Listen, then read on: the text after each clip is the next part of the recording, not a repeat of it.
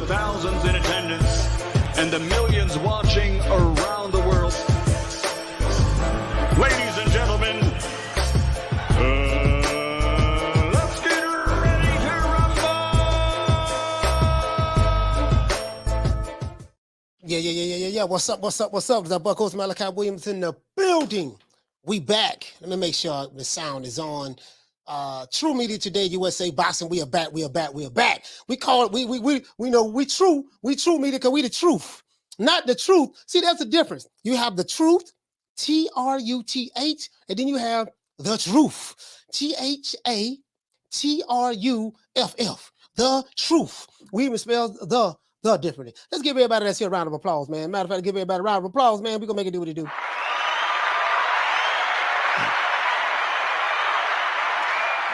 I got my dog, six-figure Jonnie, coming on the show.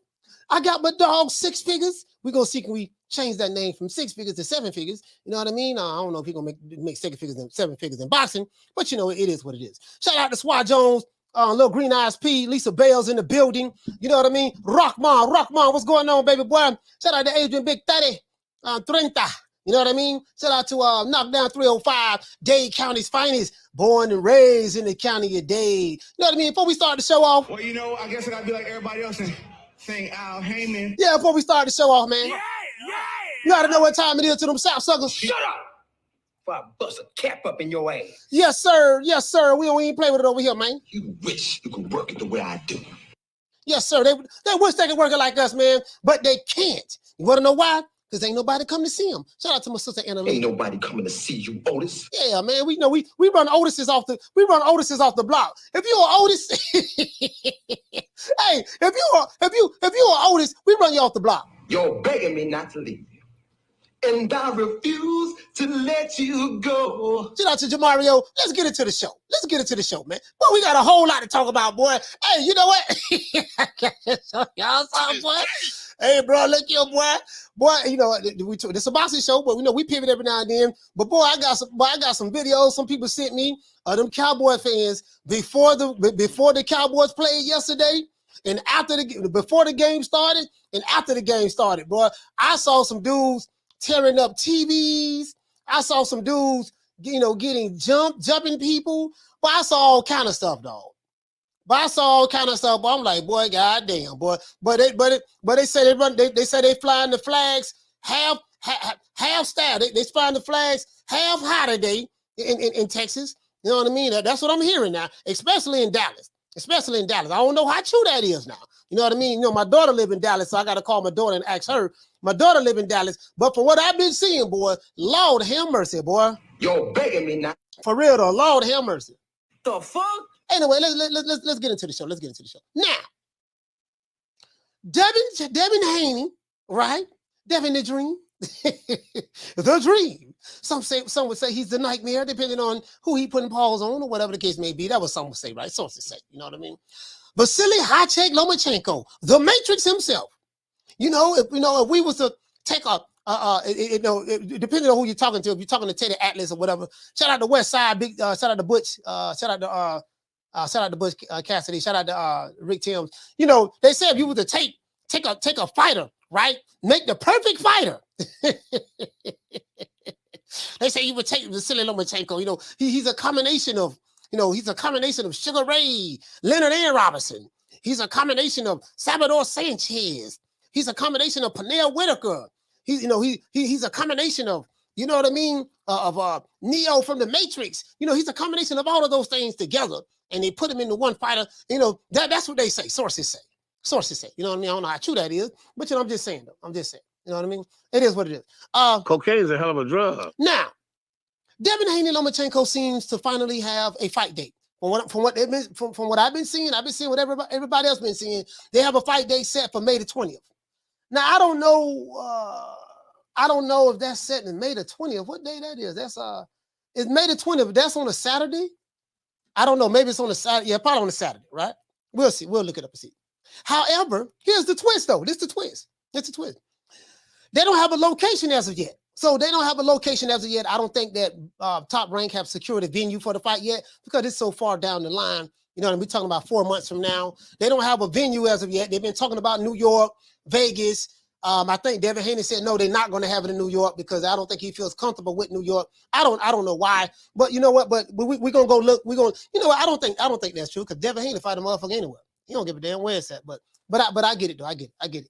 But anyways, however, there's a twist, guys. There's a twist. They don't have a location as of yet. It's being rumored that this fight might happen in Saudi Arabia.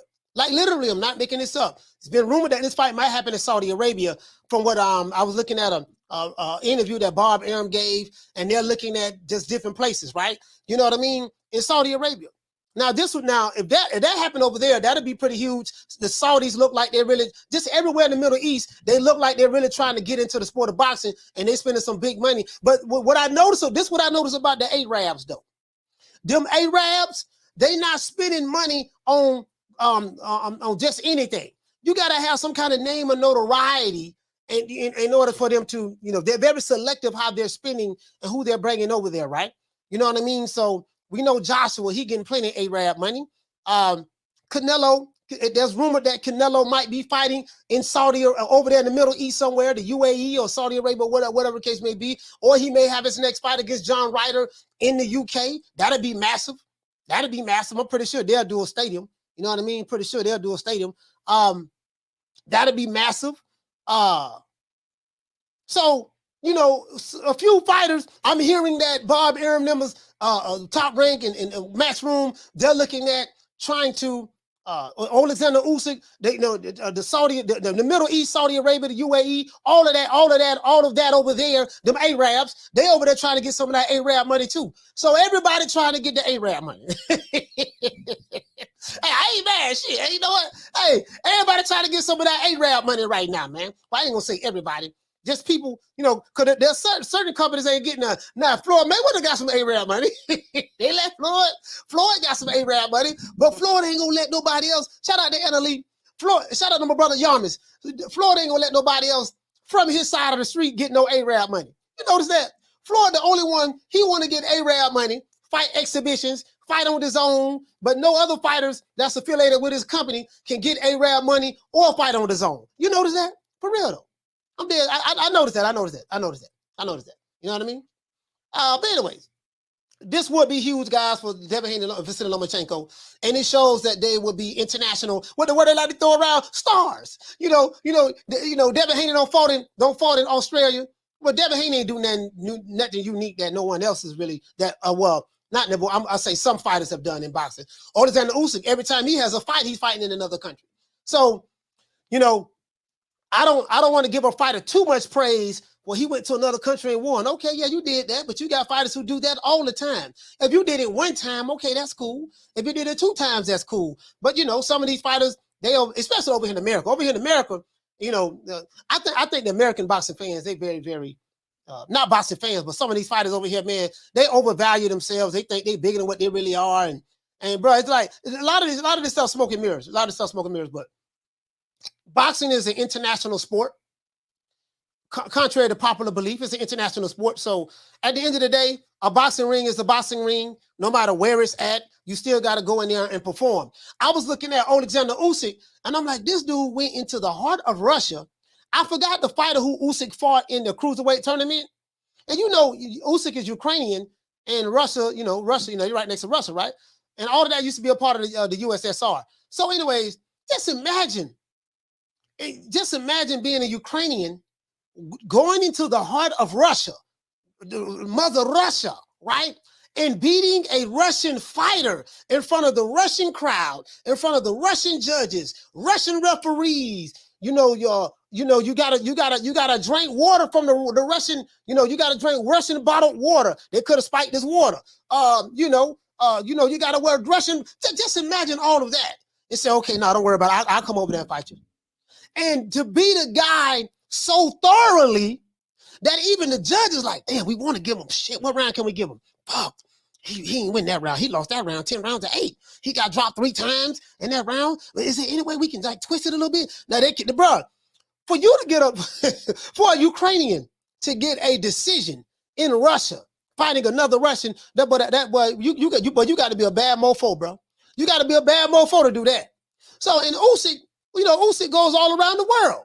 Like I looked at this dude's resume, dog. This dude has fought probably in every country on the planet. You know what I mean? Of course, I'm being facetious. But I'm saying this dude don't fought in Germany. He don't fought in Poland, I think, Russia, America, UK. I think he might have fought in Australia, Lithuania, or one of them goddamn countries. I'm like, this dude fight every goddamn well. Want me to come to your country? No problem. But anyways, some fans are saying that Devin Haney is too big for Lomachenko as well. I saw a picture, guys, with Devin Haney in the ring with Terrence Crawford. When Terrence Crawford came to Vegas, and he was in the boxing gym, top ranked boxing gym in Vegas, and they were saying, "Look how big Devin Haney is. He bigger than Crawford," and all that stuff there. Well, just because someone may appear to be bigger or may be bigger doesn't mean they can fight in that weight division that the other guy that they're bigger than can fight in. You get what I'm saying? Sometimes, if he gonna fight Lomachenko and he can make the weight, so be it. I don't want no excuses for nobody. You know what I mean? I don't want no excuse for Loma. Oh, he was too big, and I don't want no excuse for Devin Haney. Oh man, I had to cut weight. No. Y'all should have made your mind up on that right there. But a lot of people saying that Dev is too big. There's no way Lomachenko can beat him. He need to move out of the weight division. Let me tell you something. I got receipts. I'm gonna show it to you. I'm not making this up. So my question I have is this, guys: if Lomachenko or his fans feel that Devin Haney is too big for Loma, right? Would they complain or take credit away from Devin Haney if he was to win? I know that if Lomachenko were to beat Devin Haney, he's going to get all the praise in the world, and deservedly so. I get it. You know what I mean? But they did say that Devin Haney is nobody, and he's pillow fist, and he ain't nobody. So I don't know how much more credit you would give Lomachenko if he was to beat Devin Haney, because you said that he was nobody in the first place. You get what I'm saying? This is why I don't like to devalue fighters. Because what happens is when you devalue a fighter that you may say that's a Eurobomb or this and that, yada, yada, yada, yada, yada, and then when your favorite fighter fights that guy and beat that guy, you can't say the guy was nobody and before you fought him, and then after you fight him and become victorious, you sit down and they take credit for the guy who you beat, who you said that was nobody in the first place. You get what I'm saying? You can't do that. You can't do that. True. So let's get into the show. I got Six Figure Jonnie. He'll be on in a few minutes. Six Figure Jonnie will be on in a few minutes. Yes, sir. Six Figure Jonnie. Now, I kind of like doggone the fact that, Lomachenko and Dale get to get some of that A-Rab money. I ain't mad at all, dog. I ain't mad at all about that shit. Other fighters outside of certain companies getting the A-Rab money, so shit, you might as well let Lomachenko and Dale get some of that A-Rab money. That's how we say it here in Florida. A-Rab, A-R-A-B, Rab. We say A-Rab. We don't say Arab. We say A-Rab. Let them go ahead and get some of that A-Rab money, man. Shit, I ain't mad at them. You know what I mean? Now, some people complaining that they don't want to fight over there because if the fight is over there in Saudi Arabia, it's gonna mess the time up and all of this and that. My thing is this here, man.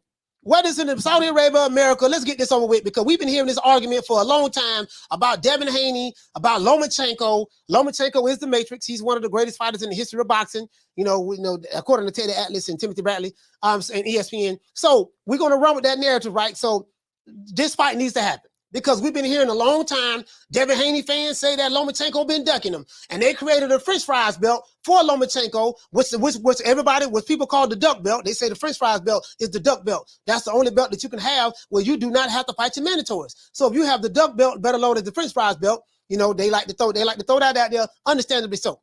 And then people say that well, Devin Haney, he ain't fought nobody to become the WBC champion. That was the email belt. He got emailed that belt. He ain't fought nobody to get it. So I'm hearing, we hearing both sides of the coin. We hearing Devin Haney hasn't fought anybody. He got his belt via email. And then we hearing Lomachenko with the duck belt, aka better known as the French fries belt. So you got duck belt on the left, email belt on the right. You know what I mean? So what we got to do, we got to take the duck belt and the email belt and bring them together with the other three belts that Devin Haney has, which he is now the undisputed lightweight champion of the world. He got all the belts. He's the only one that have the belts, to be honest with you. Everything else outside of those belts that Devin Haney have is just secondary. You get what I'm saying? So you bring them together, and this here gonna settle all disputes. This is why we need this fight. True. This is how much we need this fight. Hey, shout out to Real Talk. What it say? So how much credit would Haney deserve if his fan base is already called Loma old and past it? Hey, that's another good question too. Real Talk. That's another good question. If Devin Haney fans are saying that Lomachenko is old and past it, you get what I'm saying? You can't have it both ways. If he's old and past it, how much credit do you get for beating him? So this is what I'm saying, Real Talk. It's going both ways. It's going both ways, right? One side is saying one thing, another side is saying another thing. All I'm saying is this. We just need to get the fight, to get it over with, and that'll settle all disputes as far as I'm concerned. That'll settle all disputes as far as I'm concerned. You get what I'm saying? But before we get into the show, you ought to know what time the TI is. If we got the ops over here, and we got the ops, sap suckers, ham bones, whole head cheese sandwich type guys over here. They don't like the old boy. Listen, dog, we need less than 100 more subscribers to get to 19,000. We are growing so fast.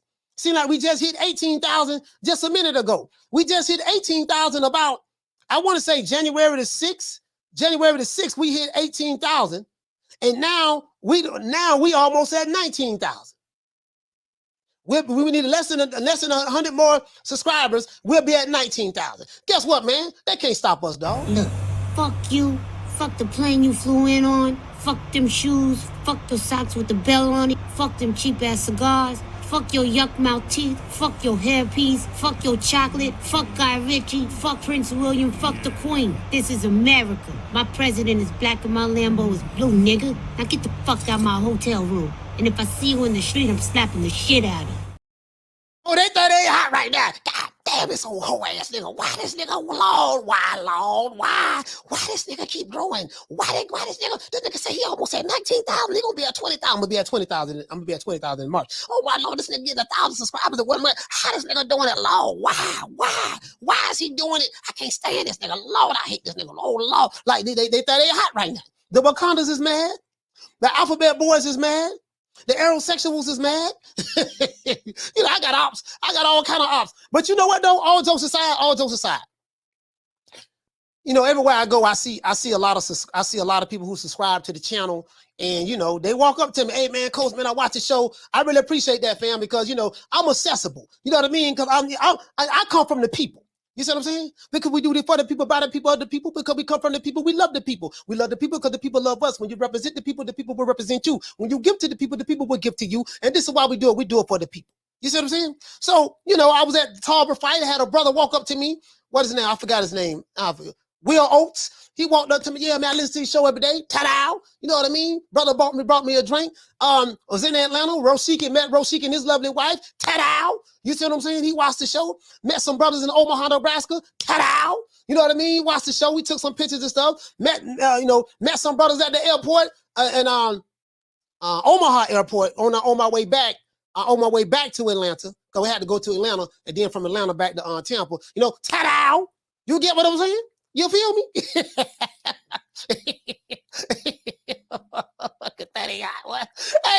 Adelie, but they thought they hot, Adelie, they thought they ain't hot. They're like, damn, I can't stand this old cut cooch ass nigga. Swole, Lord, why? Boy, these niggas bad in the bubble. 30 ain't hot, boy. Boy, they tearing up the PlayStation. Drinking all the kids' juicy juices, drinking all the Kool-Aid. You know what I mean? Eating all the children's cereal, drinking all the milk. But they doing all that, boy. They mad right now, boy. They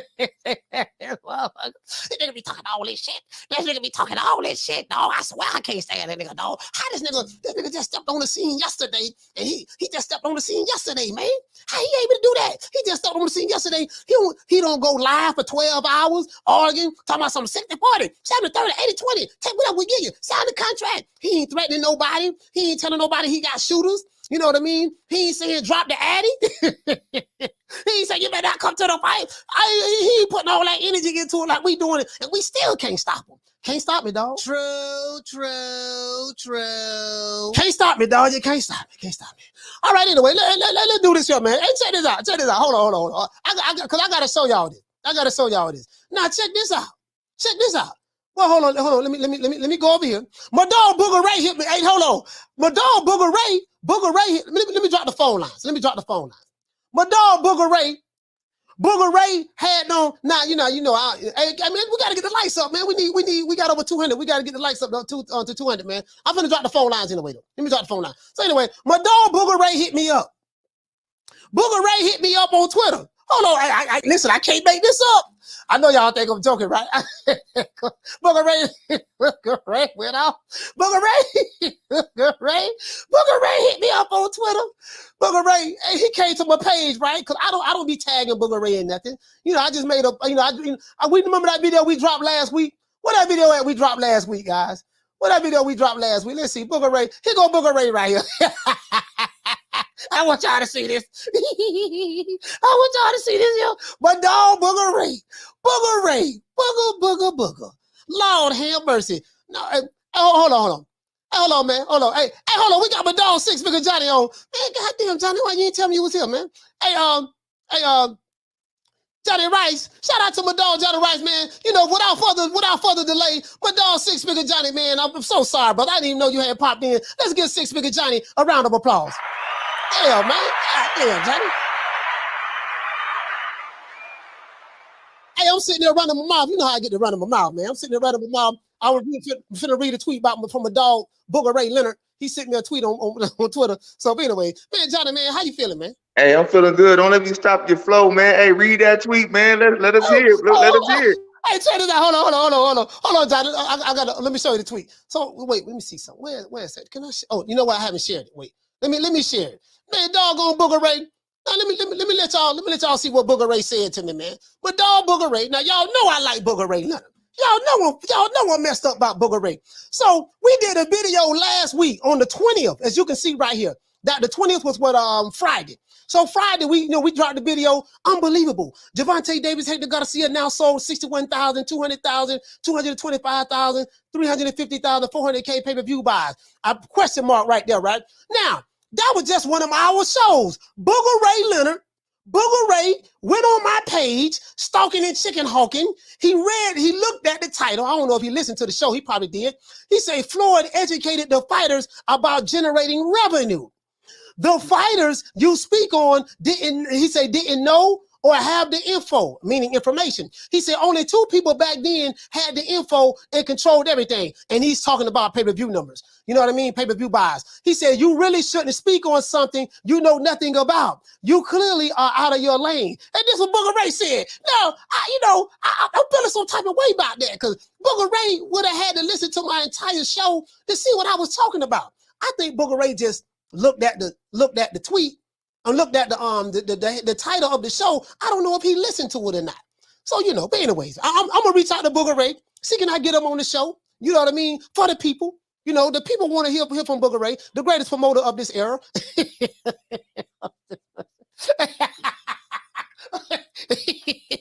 Johnny, man. Hey, what's going on, bro, man? Tell us about your experience that 2 weeks ago you had a fight. You beat Guido Villanella. And you caught him with that. You caught him. I like to call him that. You caught him with that hammer from Alabama. You know what I mean? You ain't knock him out, but you split him to the white meat over his, I think his left eye. I was going off on you, Johnny. Oh man, I'm like, man, I'm gonna be honest with you, though. I gotta be honest with you. I say, man, I'm happy you won. They did try to rob you. You know what I mean? But tell me, how are you feeling prior to the fight when you walked into the ring? That's what I want to know. I mean, prior to the fight, obviously walking in the ring, you cleared all doubt, or you shouldn't go in there, you're gonna get hurt. So walking into the ring, I'm ready to do what I had to do. I told myself like this: I'm ready for whatever happens. I'm ready to adjust. I got enough of everything I need throughout the preparation of this entire year, as well as even the 2 weeks when I found out about the fight. I got everything I need to do what it takes to win, and I just have to be alert. I just have to be, well thought out with everything I do in there, super focused, and I'm gonna get the job done. So that's how I felt walking to the ring. Now, leading up to the fight, man, your boy is having all kind of shit going on. I'm up and down with it. I'm worried. I'm trying to suppress, how I'm feeling. You know what I'm saying? I'm nervous. Obviously, I'm worried about ring rust. I'm worried about all that stuff. But I was just gonna have to trust in my coaching staff, my hard work, in my preparation, which came from, you know, sparring the FB Jock Bus constantly throughout the year. Joe Joyce, you know what I'm saying? I did a lot of studying on me and Joe Joyce training. We trained a lot, and, you know, thankfully they sent me some footage. Obviously, I signed the NDA. I can't release that footage, but, you know, I studied that a lot leading up to the fight. So, you know, by the time I got to the fight, it was just ready to do whatever it took to win. That's how I was thinking. Yeah, because when I was in the ring, I noticed you was very calm, you was very poised. Now I did notice that you was very defensively sound. It seemed like you understood that he was trying to land his big right hand, his power punch, and you was very aware of that. And you was very elusive. The few punches he was able to land, they really didn't look like they caught you clean. And you was slipping a lot of his shots. The thing that kind of frustrated me was, it seemed like that he was outworking you, and you really wasn't throwing a whole lot of punches. And in the fight, I say, man, if this fight go 10 rounds, I think it was a 10-rounder. If this fight go 10 rounds, Jonnie Wright's gonna lose this fight, because this guy Guido is being more active. You was more defensively, more defensive, in the ring. You feinted, you did some really good feints. You made it look like he had some shots there, but when he threw the shot, you either ducked out of the way or got out of the way. But I wanted to see more offense from you. I said, okay, this by the time the third round come around, Jonnie been gonna figure this dude out. It's obvious what he wants to do. He did kind of seem like he was the faster fighter. His footwork was a little bit more. He was a little bit more nimble on his feet and stuff like that. But I heard you sparred this guy before. Is that true? Absolutely. First, to finish up on one point that you made about, you know what I'm saying, if the fight went 10 rounds, I was going to lose. Let me tell you something. I definitely wasn't going to lose without being carried out that ring. Because in my head, I'm like, look, rounds 8, 9, and 10, yo, I'm prepared to let everything I got in me go. I don't care. We talking about maybe even 100 punches a round. That was the mindset. Obviously, we didn't get to 8, 9, and 10, so I could sit here and blow all kind of smoke. But in my head, I'm like 8, 9, and 10. I'm unloading everything. They got to carry me out this ring, win or lose. This fight ain't going a distance, is what I'm basically trying to say, as far as the mindset that I did have. Like I said, I was ready to do whatever it took to win. Now, to the sparring session we had, he did, like, my sparring was not that good. Like, imagine, like, you don't have a fight, or you hot, you feeling good, you know what I'm saying? And you training super hard. Like, I even went back and watched some of my training videos. They was amped up. I'm feeling good. Then next thing you know, that fire slowly continues to burn less and less, because you ain't have a fight. Nobody's calling you about a fight. You know what I'm saying? So, but you doing your best to keep things in motion. And a lot of times you do find yourself just going through the motion. You in camp. Next thing you know, you get a call saying, oh, Jerry Anderson coming to town. Jerry Anderson coming to town. You like, man, damn, I done got my ass kicked like a motherfucker. Because, you know what I'm saying, he hot. You didn't simmer down, and you know, then he brings you up. It's like, man, I can't have my ass kicked like that. Like, and it sparks that fire in you again.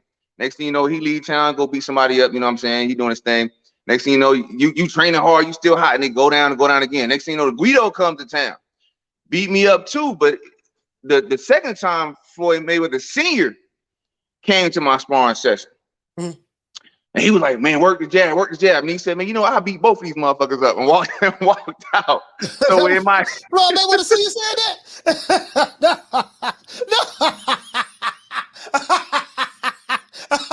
But the biggest thing is, I kept my head like, yo, keep working your jab, So in the like, you got the better of me in the sparring sessions. Even then, like I said, he was a lot more active this time. So I'm like, damn, he even better in the sparring session. But I kept thinking about what Floyd Sr. said, keep working that jab, keep that head moving, keep working that jab. So you're gonna find something, keep working that jab. So that's kind of what continued to happen as the fight went on. I'm like, okay, he not landing nothing.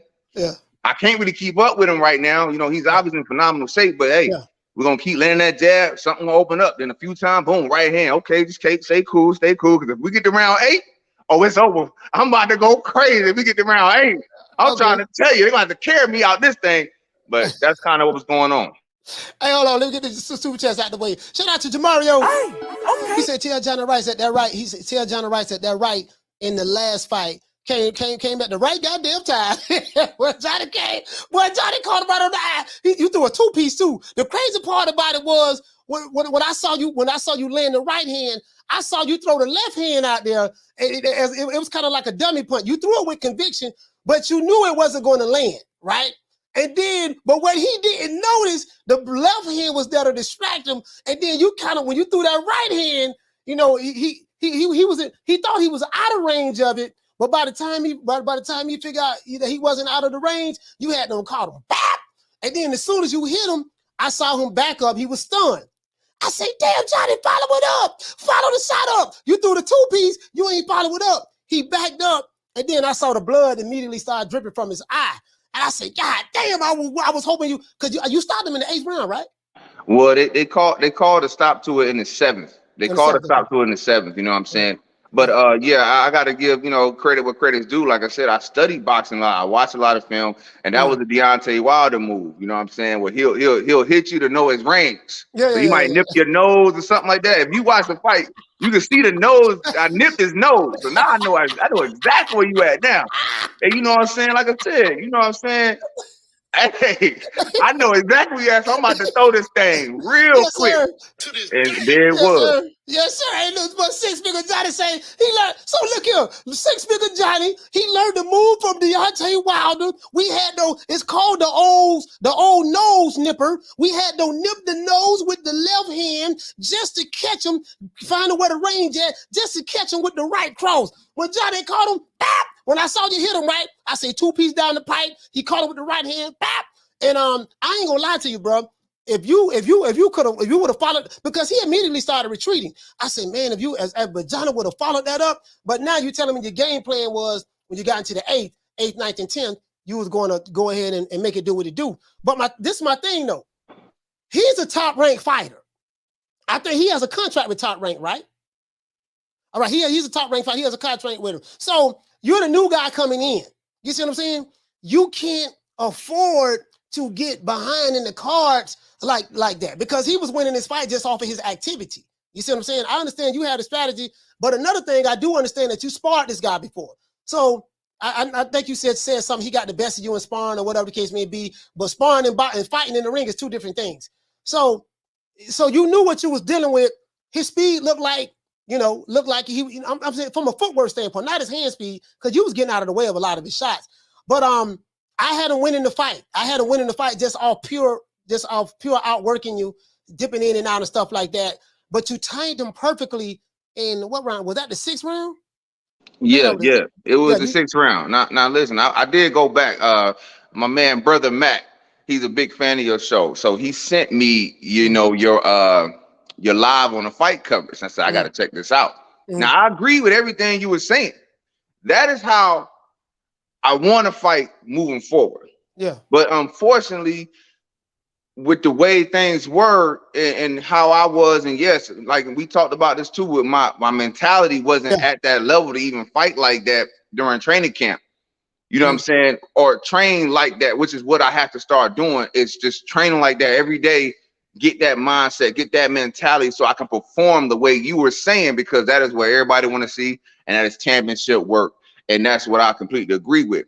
Now, with that being said, in this fight, I tried to keep up with him a little bit, and I quickly realized it wasn't about to work. It really wasn't. I had to just stay poised, keep working that jab.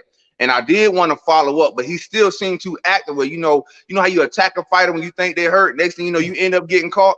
And again, we don't think that would have happened, but you still got to really be cautious about that. So I ain't follow up yet. But like I said, everything was going out the window 8, 9, and 10, because I was like, but you're right. I did not want to get behind. I did not want to get behind like that. That was a part of the game plan. Hey, don't get behind. Maybe give him 3 rounds. I get 2, but it just was slipping away. But I just kept watching. Okay, he ain't hitting me. I'm gonna make him pay eventually.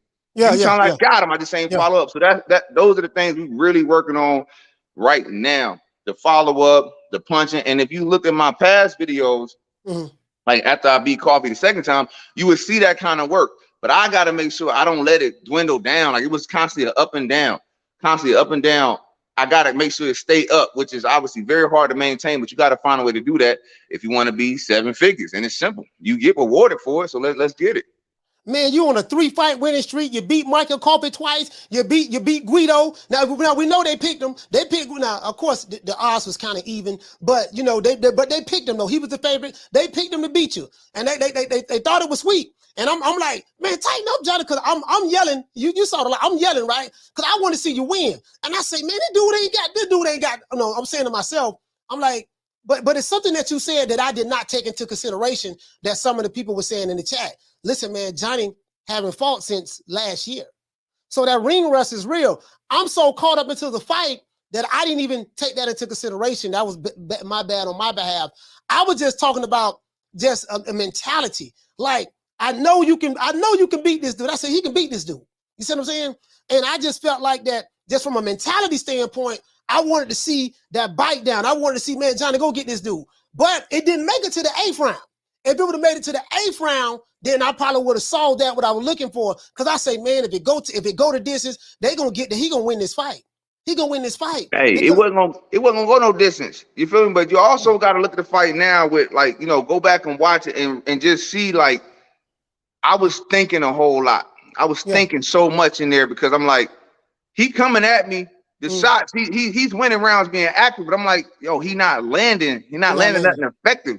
I just, the next step was the counter to make him miss, make him pay, because he was just missing, or he would land a little bit. It wouldn't really bother me. But so I was like, all right, well, shoot, I know something will open up. I don't need to be that patient. You know what I'm saying? Like you said, if you the guy bought in, you keep letting it slip away like that, they might be like, oh, they might look for any reason and be like, oh, it's done. He ain't even fighting like that. You know what I'm saying? So, but at the end of the day, I'm thinking like I'm gonna get him because he ain't doing nothing. He not landing. He doing a lot. He winning because of activity, not necessarily because of landing punches or beating me up. And that's kind of how I had to start thinking in there with that type of shit. But I got to speed up that process big time. You know what I'm saying? Also, you mentioned I was giving him too much respect. I had to trust my preparation. When I was sparring Effie, you're not just gonna run up on Effie a jobber like that. So I can't walk in the ring thinking, oh yeah, Guido don't hit hard as Effie. That's the wrong type of thing. Like, I got to give Guido that respect as if he does hit hard as Effie, because that's how I spar and prepare with Effie. I also was light on my feet because I trained with the Cubans. The Cubans came in. I think Lanier was one Cuban heavyweight, a bunch of other Cuban heavyweights that Bob Santos bring in. He really got like Cuban heavyweights and lightweights for every. I know y'all heard about the Devin Haney controversy.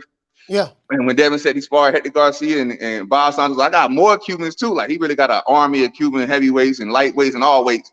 But that's why I was kind of light on my feet. And all the stuff that Guido was doing, I seen it on a better version with the Cuban fighters because they purebred boxers. It is what it is. So they was doing all kind of stuff. So I was gratefully used to that. So imagine sparring Effie for 4 rounds and then 2 Cuban heavyweights for 6 rounds and putting that together.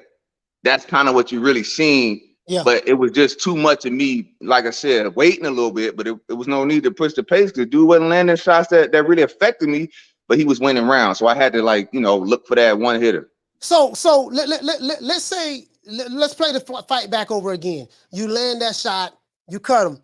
Now, I seen something similar happen with Tyson Fury when he fought Otto Wallin. His eye was split open just as bad as Guido, but they allowed him to continue to fight.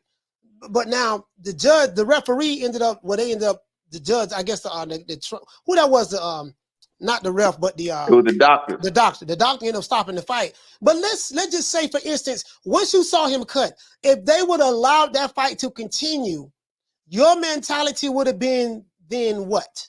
Listen, I can tell you exactly what I was thinking, okay? So I saw him cut in round 6. I'm like, oh, he cut.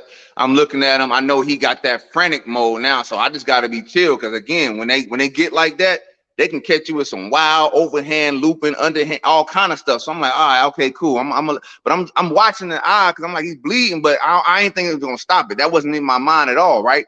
So I go to my corner, I'm chilling, you know. I'm telling Stitch, like, I'm like, Bones Adams yelling like crap. I'm like, Stitch, man, the cut, man. I'm like, man, tell Bones stop yelling at me, man. I'm chilling right here. You know, I need peace right here. You feel me? So Stitch like, yo, Bones, stop yelling at him. And Coach Rodney like, man, keep doing what you're doing. We're gonna handle this. You know what I'm saying? Anyway, I go back out there in the 7th round, and I'm like, yo, I jab him, boom. Next thing you know, automatic blood because the bleeding had stopped. So I never thought it was gonna stop the fight. Next thing you know, I jab him, it's blood gushing like crazy now already with one little jab. I'm like, yo, every time this dude blink, it's like a waterfall of blood. So I got to go back and watch the Otto Wallin fight because I don't know how bad Tyson Fury cut really was. Oh, it was terrible. All I know is this dude, every time he blinked, waterfalls of blood. And so now I'm getting this mindset like, yo, he can't even see me. Again, I never thought it was gonna stop the fight. Never crossed my mind. I'm like, this dude can't see me, yo. Like, he can't see nothing now. You know me, I'm like, oh, I'm about to become that dog. I see that steak now. Hey, I see that steak now. I'm like, I'm about to go to. Yeah, we talked about that. We talked about that. This about to be X-rated TV. Y'all better cut the camera off. What I'm about to do, because I'm like, man, he can't see me. Yeah. You know what I'm saying? Like every time he blinked was a waterfall of blood, man. It was crazy. Long story short, you know, it was a good call to stop it. It was just a crazy call about the headbutt, which I'm like, what? I'm like, wow. Oh yeah, we finna get into that right now. Shout out to Halim. For dropping them 10 pounds on your boy. He said, Johnny Rice, congratulations. He said, do me a favor, please. Stop making videos of yourself chucking money away. 6-figure Johnny, man. Hey, you know what? Johnny, I'm telling you, man, what you need to do, brother. The name 6-figure Johnny is a hell of a name. 6-figure Johnny. You know, you could, well, hopefully we can get to the 7 figures, you know, but 6-figure Johnny, you need to, man, I'm telling you, man, I like that name, bro. You need to make some 6-figure Johnny t-shirts or whatever, man. I think that'd be, you know what I mean? I can't do that, man. We got to get the 7 ASAP. You know what I'm saying? I'll rob the 6 right now. We got to get the 7 ASAP. 6, hey, it was supposed to be, I told my wife when I married, it's about to be, hey, I'm 6 figures, finna be 7. Man, I told her how much they was paying me for this fight. I said, babe, they got me back down to 5. She said, well, what? Where my car? I'm like, yo, babe, I gotta do what I gotta do. Like, that shit when 6 figures went down to 5. She wasn't having that. Hey, she wasn't having that. I'm like, yo, that's crazy. How they do your boy like that? Hey, man, hey, don't even worry about that, man. You know, we just gonna keep grinding. I do get what you're saying about getting the fights and stuff like that. Now, let's get to what I wanted to talk about. When the referee, boy, you would have saw this show, bro. I'm like, well, he said a headbutt, because I thought it was a headbutt. Because I thought it was a headbutt maybe at first, because I'm like, but why did you think it was a headbutt though? No, I was thinking that, I wasn't thinking it was the round before. I thought about it. I said, wait a minute. Headbutt? No, there wasn't no headbutt. Then when they showed the replay, I'm like, oh no, that wasn't a headbutt. I was thinking that maybe earlier in the fight, not right. The 6th round, no, the 5th round, the 5th or 6th round, not that round. I was thinking maybe like early in the fight, like the 3rd round. Right, because he got me a little bit. He got me a little bit right here, but you know what I'm saying? Because we did have a small clash of heads, but it was never no blood. It was just like a little small swelling. But it's like if you get headbutted and it caused that, you falling on the ground. Like remember Tyson and Holyfield headbutted each other, and Tyson went back. Like you going back. So I'm like, I don't know what the hell he saw, because like somebody would have fell down. Oh, you know what I mean? But it was a small headbutt with me and him a few times, like you said, in round like 3, 4, something. But it was just real small, and nothing happened. So I said, oh, okay, here you go. They coming with the flim-flam. So when they showed the replay again, I'm like, oh no, Johnny caught him clean. He caught him clean. When I heard the ref say, yeah, man, that was a clash of heads. Oh man, but you should have saw the chat over here. Clash of heads, man, what the fuck I said, oh, they tried to rob my dog. Oh, they tried to rob him. Oh, you know, so who was the guy that came in the ring that was talking to the referee? I thought that was Lou DiBella, but who that was? I've never met Lou DiBella before, but I heard it was Lou DiBella as well. I've seen pictures of him, but I heard it was him as well. That was Lou DiBella, because I said that's Lou DiBella. Some people in the chat was telling me that wasn't Lou DiBella. Yeah, I'm like, no, that's Lou DiBella there, man, because he told the ref, he said, listen, man, that was a headbutt. He said that was a headbutt. No, he didn't say sorry about that. He said that wasn't a headbutt, that was a right hand. He said that was a right hand that cut him. He said, hey, I'm telling you. So the ref was adamant. No, it was a headbutt. I saw a headbutt. I'm like, wait a minute. You ain't seen no goddamn headbutt. You know? Right. Listen, I don't know what he was thinking. I mean, I really don't. Like, nobody saw a headbutt. But in my head, I was just chilling, like, you know, telling coach them calm down a little bit. Because when he said, go to the scorecards, I thought, oh, maybe he just wanted to see, you know, what the score was. Because, I mean, that was a right hand. Anybody saw that. And again, we on ESPN. So I was relying on the box commission and the replay. So I was not worried at all. Just because it's like, we on ESPN, like that's the biggest replay sports channel ever, no matter what. And again, I do, you know, we all know in boxing in the past, there's been a lot of, you know, things that went the wrong way, but I'm expecting improvement. I'm expecting progression. And, you know, as a team, we got it fixed. But yeah, he came over and told me it was an accidental head, but I'm like, man, it wasn't no accidental head. But what are you talking about? I hit that dude with a right hand. You feel me? Like, but I wasn't going to argue, because, you know, ain't nobody perfect. The ref did apologize. We got it right. But, you know, that was pretty wild, though. I ain't going to lie. Like, I don't know what the heck was that about. Okay, so shout out to Steve Kim. Shout out to Steve Kim. He just sent me a text. He said that wasn't Lou DiBella. That was Carl Moretti. Dude named Carl Moretti. He works for Top Rank. Him and Lou DiBella. He looked like Lou DiBella to me. The man looked like Lou DiBella to me. To me that's what he looked like. But I stand to be corrected. That was on Carl Moretti. Every time I probably been seeing him thinking it's Lou DiBella all wrong. It wasn't Lou DiBella. It was him because I've seen him several times. I saw him over there. Was he over there when Devin Haney fought George Kimbosos? I think he was. I think maybe he was over there too, if I'm not mistaken. Shout out to Solo Dolo. Hey, okay. Dropping that half for bam, hundo on your boy. He said, keep it trill. It's the only way to be. He said, shout out to Coach. Shout out to Jonnie, Chat, and the fam. Real boxing. 6 figures, baby. That's right, 6 figures. 6-figure Jonnie. We got 6-figure Jonnie in the house, man. Let's just give a dog a round of applause, man. God damn, man. 6-figure motherfucker Jonnie, man. Yeah. We got 6-figure Jonnie. Hey, Jonnie, boy, I say, boy, they trying to rob my dog. Oh, they trying to rob me. Boy, I thought we were going to have to pull up. And then I saw the commissioner stand on the ropes after Carl Moretti had them stop talk to him. And then the commissioner stood on the ropes, started talking to the referee. And the commissioner like, look, man, I saw a right hand. The commissioner, he like, no, I ain't see no right hand, dog. I saw, that was a headbutt. He say, look. He was doubling down like, bro, we trying to save you right here, Slim. He doubling down. I'm like, what?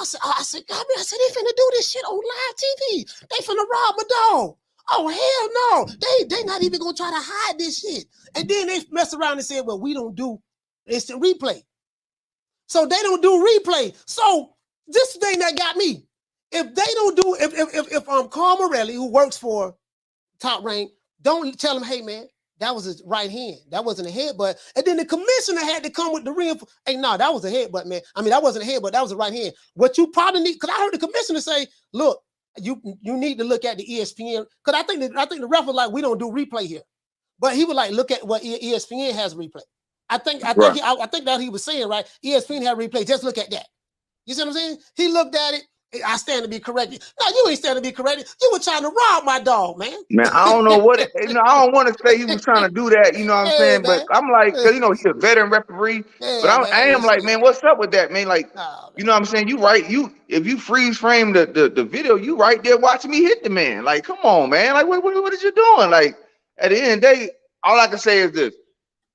We all make mistakes. He went and saw the film. He apologized. You know what I'm saying? The box commission, the Turning Point Casino in a beautiful establishment. We all work together to make sure we got the right call. That's the real success. You know what I'm saying? Yeah. That's the real success that, boxing's going in the right direction. Because that would have been wild. Like on national TV, live TV, y'all gonna do me like that? Like, but hey, we all moving boxing forward and keeping it clean and keeping it great, and that's all we can really ask for. And again, he apologized. You ain't see me celebrating. I said thank you. You know what I'm saying? And that was all love. You know what I'm saying? Hey, you know what, man? I'm coming to Vegas. February. Nah, I won't be till March. I won't be till March. Good, man. March is good. I'm coming to Vegas in March, man. I'm coming. I want to meet you. Come see me. Probably meet with you. I'm gonna be there like 3 days. Probably meet with you. Meet with some other people. Go to some gyms. I gotta get there, man. Cause I gotta be boots. I got me a cameraman now. Oh, 6 figure. I got a bad one too. But I got a bad cameraman right now, man. This young kid. He went to film school. LA. What is it? Los Angeles, LA Film School or something of that sort. And yeah, man. So this dude good, man. He was with me this past weekend. Antonio Tarver Promotions did a fight in Tampa. I was there. I have a lot of footage. He want me to send it to him first. I got to send him the footage. But yeah, man. So we're gonna be boots on the ground. I'm coming to see you, but I'm one of your biggest fans over here now. I'm hard now, but I want to see you win. I appreciate the love you do. I want to see you win, dog, because I say, man, they ain't respecting my dog. They thinking this shit sweet. I know why they picked him. They picked him because they think it's sweet. This is supposed to be an easy win for Guido. Yeah, Guido going out there, man. You don't spar him already. You know what I mean? Word on the street, you had to touch him up a little bit in sparring and all that stuff there. You was on the Olympic team. He 6 figures ain't got nothing for you. You know what I mean? So going out there, do your thing, eye the tiger, Rocky Balboa style, you know what I mean, and get it done. And but you had that 2-piece waiting on him. Hey, I had it waiting on him. Like I said, I've been sparring. I was sparring Effie Ajagba when he was getting ready for Oscar Rivas. You see what I'm saying? I was already Yeah. sparring Effie. Yeah. Then I was sparring with the Cubans. So it's like I definitely got better since the last time me and Guido sparred. You see what I'm saying? That was a fact. So I definitely got better. We definitely listened to Floyd Mayweather Senior yell at me, curse us both out, and walk out the gym. You know what I'm saying? But I kept using my. I said, we're gonna use this jab. I ain't forget that shit. I Put said, that jab on him, man. Keep that. You got to keep that stick in his face. Bap. You know. And but what I realized though, when you landed that right hand, I say, damn, he timed him. You timed him perfectly too. I said he called it. I say cause Buddy looked like he had a little bit more speed. I said yeah, he caught your fast ass on. You thought this shit was sweet, and I saw the way you set it up. The way you stepped in there, you reached all the way out there, right? But you was looking at him when you threw the punch. You was looking at him. You know what I mean? Because you defensively sound, and you caught him. You caught him good right on the eye. And I said, had to reach out and touch somebody's hand. You know what I'm saying? Reach out and touch. Somebody's hand. Yes, sir. That's all it was. Gotta let Had to reach out and touch it. Had to put that right cross on the right quick. Doggone Floyd Mayweather Senior inspired my dog 6-figure Johnny. You probably was in the corner here. Man, I want both of these sapsuckers, man. Ain't neither one of them doing what they supposed to be doing. And you know how Floyd Mayweather Senior, he get impatient, boy. He get impatient. You know, he like, hey, I said, boy, if I was there, I'd have been yelling, man, Johnny, man, step up, man, listen, man, get this dude out of here, man, the dude. But I was talking so much shit. Hey, I see it, man. Hey, I fully agree with you. I just had to take a different approach. Yeah. I had to take a different approach, but I'm telling you, round 8, everything you said would have been exactly what you were saying. You said, man, this mother look like you're a 6'5" Mike Tyson. This mother, man. God damn. Hey, I said they try to rob my dog. No, but I'm gonna tell you what my thinking was. My thinking was, I know Guido is their fighter, right? And I know you were just there as a replacement. So I say, man, he can't. You fighting this guy. The cards are kind of stacked against you. He's not going to beat this guy fighting him this way. If it go to decision, he's not going to beat this guy. So he's going to have the sense of urgency. And I want to see that bite down because you know he really he couldn't hit you. He really couldn't hit you. But you know I want to see that bite down like dog. You know the hungriest dog gonna get the steak. You know, and you gotta show him you want it because he is their fighter. So that's the spirit from which I was coming from. That right there. And I say, man, because I didn't want to see you lose. I didn't want to say. We had people better than you too. We had people better than you in the chat. I'm like, hey, man, that was a lot of pressure too, man. Hey, I ain't gonna lie to you. There's a lot of pressure. Shit, you a big dude. Your goddamn self. You can fight. Shit, I got confidence in you. Get the dude up out of here, man. Hey, look here, man. Check this out, baby boy. You know this ain't no hate. This ain't no shade. But I know you. They won. I know you. They won. I know they pick you. I know they pick you. But look here, man. I got something for you. We gonna open this cut up on your eye. And every time from this point forward, I'm gonna keep touching it and touching it and touching it. And the ref stopped the fight. Now the ref thought he was slick. Now I ain't gonna say he thought it was slick, but I'm you know, just me. I got my conspiracy hat on. I say, man, the ref probably wanted to rob him. But boy, if it wasn't for what the dude name again, Moretti, if it wasn't for Moretti coming in there talking to him, and then the commissioner standing up on the ropes, like, look here, baby boy, that wasn't no head, but that was the right hand. We ain't gonna let y'all do him like that. Now, the real flim would have came if Moretti and them would have came in the ring and wouldn't have said anything, and the commissioner would have said, okay, yeah, man, yeah, you're right. I think that was the head, but go ahead and take it to the scorecards. That would have been the real flim. Right. But when I saw that people who work for Top Rank coming in the ring, speaking on your behalf, and then the commissioner coming in, I said, okay, they did just yeah, we trying to keep action fair and moving forward. You know what I'm saying? It ain't it ain't nobody perfect. But we trying our best to, you know, keep the sport pure. And I feel like that's what we accomplished that night. And I'm just very happy about it. I'm very thankful. And like I said, you know, the ref, you know, he took the time to watch, put his ego aside. He apologized. We all moving forward right here. So I'm very happy I'm just happy that the right decision was made, because it would have been super bad. And, you know, and like I said, Coach, I definitely will be watching your video, because the commentary is what I want. That's what I wanted.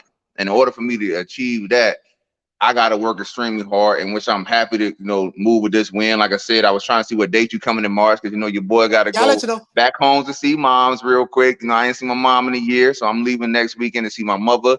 Got to take my wife to, I'm going to go back and see my wife in Ethiopia, and we're going to go to Dubai. In March? You know, she ain't never left the country. Huh? You going back in March? No, I'm going back in February. My birthday, 2/22. February 22nd. So I'm Okay, gonna be in Dubai for my birthday, y'all. You feel me? Yeah, six-figure So, Johnny, and then I'm Johnny back in going March, baby. overseas. Hey, you going We overseas? going to Dubai, baby. You feel me? I'm You gonna be going to back in Dubai? March. Oh, yes, sir. Six-figure Johnny going to Dubai, man. My dog going over there, man. Yeah, you know, we gotta try to get you some of that Arab money too, man. I gotta get some of that Arab money. As soon as I For real touch though. down, I gotta be like, yo, what's up? I'm here, baby. Yeah. What's up? Let me hold something. You know what I'm saying? Oh, you know Devin Haney, that's my man. You know what I'm saying? Like, let me get something. What y'all giving him? Let me get some of that, baby. Man, you know what they say. If you stay ready, you ain't never got to get ready. And again, when I sit back and reflect on it, I do see. I say, you know what, man? There's some things I didn't take in consideration. You haven't fought in a year, so that ring rust is very, very real. And another reason why I was so into the fight, I wanted to see you win because I'm like, man, if he loses his fight, you know, it may not be another opportunity there for him to get another paycheck. So I felt like your stock would be a little bit higher coming off of victory versus if you was to lose. You see what I'm saying? So so all of this is going in my head. All this is going in my head. Oh, he's a 15-7 fighter now. Oh, he really ain't all that. You know, but then you come in and whoop them. This your undefeated dude. You know, he came in, he came in from Italy. He's the guy that's expected to win. He's probably the house fighter. I'm not necessarily talking about what Vegas had. And then you beat Michael Coffey. That was another guy with PBC. That was he was the favorite guy. So I'm like, if Johnny lose, they're gonna shit on the man. You know what I mean?